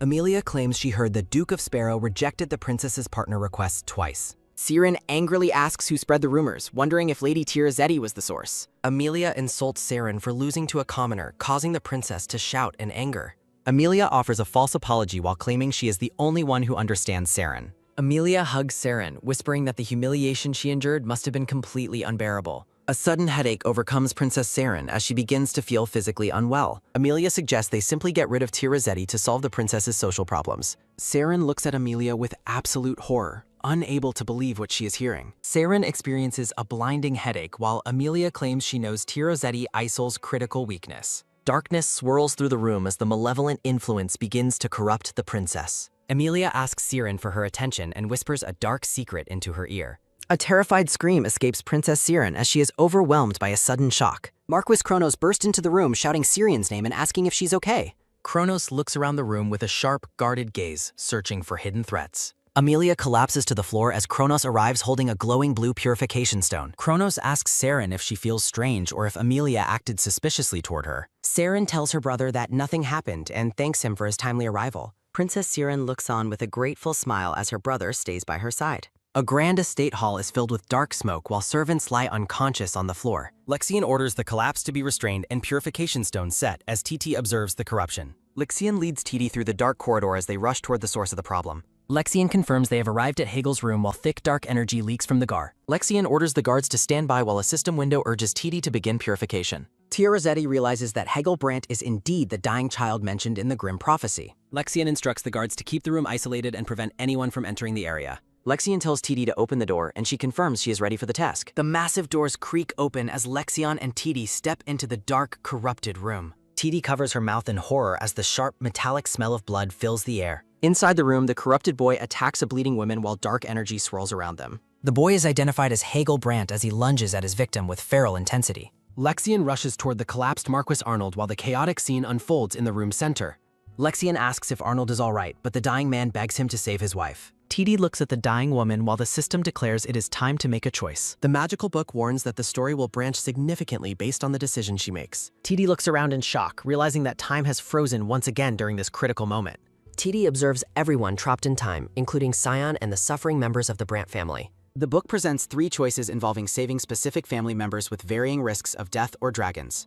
TD realizes that regardless of her decision, every outcome presented by the book is absolutely terrible. A final system notification warns TD that the countdown has begun and she must choose quickly. TD panics as she tries to find a way to save everyone without causing more tragedy. TD fears that if Hegel's corruption completes, the tragedy of Hakoon will repeat in Bedello. TD reflects on how sorcerers have been persecuted, leaving no one else to help with their magic. TD concludes that option 1 is impossible since the only sorcerer she knows cannot be summoned. TD decides that option 3 is the only remaining choice to avoid internal conflict and save everyone. TD wonders if Scion can handle the dragon alone while remembering that Chris will arrive soon. TD realizes that Chris and Gregory can buy them time by intercepting any threats at Camel Forest. TD notes that option 3 only mentions a possibility of summoning the dragon, unlike the certain deaths. TD asks the guide if the dragon might not appear at all, receiving a confirming response. TD clenches her hand, suspecting the book presents trials while hiding the safest possible path forward. TD looks at the book with determination and officially selects the risky third option to save everyone. The system confirms the selection as time resumes with a series of distinct ticking sounds. TD asks Scion to contact Sir Chris and order him to stand by at Camel Forest immediately. TD explains her plan to purify the family while taking precautions against a potential dragon attack. Lexian looks at TD with a knowing expression, realizing she was just communicating with the magical book. Lexian agrees to her request and prepares to assist her with the dangerous purification process. Lexian orders his men to notify Chris to set up barriers at Camel Forest using the Magus. A close-up shows a droplet falling as the scene resumes its intense and bloody action. The corrupted boy snarls and struggles violently as Lexian prepares to separate him from his mother. Lexion tells TD to prepare to treat the wife the moment he pulls the boy away. Lexion grabs the boy and throws him back, creating space for TD to approach the warning. Lexion maintains his focus as he prepares to restrain the feral child during the next step. Lexion commands TD to take care of Lady Brant while he keeps the struggling boy restrained. TD uses her purification magic on Lady Brant, invoking the name Aegis to heal her wounds. TD observes the woman's improving condition and prepares to move on to purifying Hegel next. TD yells for Scion to hold Hegel down while the corrupted boy continues to fight back. Lexion pins the screaming boy to the ground, urging TD to begin the purification process immediately. TD rushes toward Hegel as she prepares her magic, determined to save him from the corruption. TD freezes in terror as a malicious, smiling face suddenly appears before her during the purification. TD screams in absolute terror as she is suddenly pulled into a dark and chaotic void. TD recovers from the shock while Lexian asks if she is alright after the sudden incident. Lexian reaches out to TD and suggests that they should face the upcoming challenges together. Hegel Brant appears with a chilling, malevolent smile as the corruption takes a firmer hold. Tirazetti gasps in shock as she realizes the gravity of the terrifying situation unfolding before her. A moment of deep despair follows as TT realizes her precarious situation and fears the worst. Lexian shouts TD's name in desperation as she is enveloped by a swirling, malevolent cloud of darkness. Ethereal system windows appear in the void, addressing the traveler and urging her to open her eyes. TD's eyes flutter open as she begins to regain consciousness in an unfamiliar, dark realm. TD questions her location while a system window reveals she is inside a fragment of the dragon's will. The system warns that she must find and purify the core or remain trapped in this dimension forever. TD laments the unfortunate turn of events while reflecting on the dire state of her mission. A grim warning appears, stating that there is no escape and maintaining sanity is nearly impossible. TD realizes being trapped might be beneficial because it immobilizes Hegel, and she explains that purifying him from within would prevent the dragon from ever appearing. TD deduces that the dragon is only summoned if she fails the purification and prepares herself to successfully complete the mission. TD stands with firm determination and prepares to locate the core to begin her purification mission.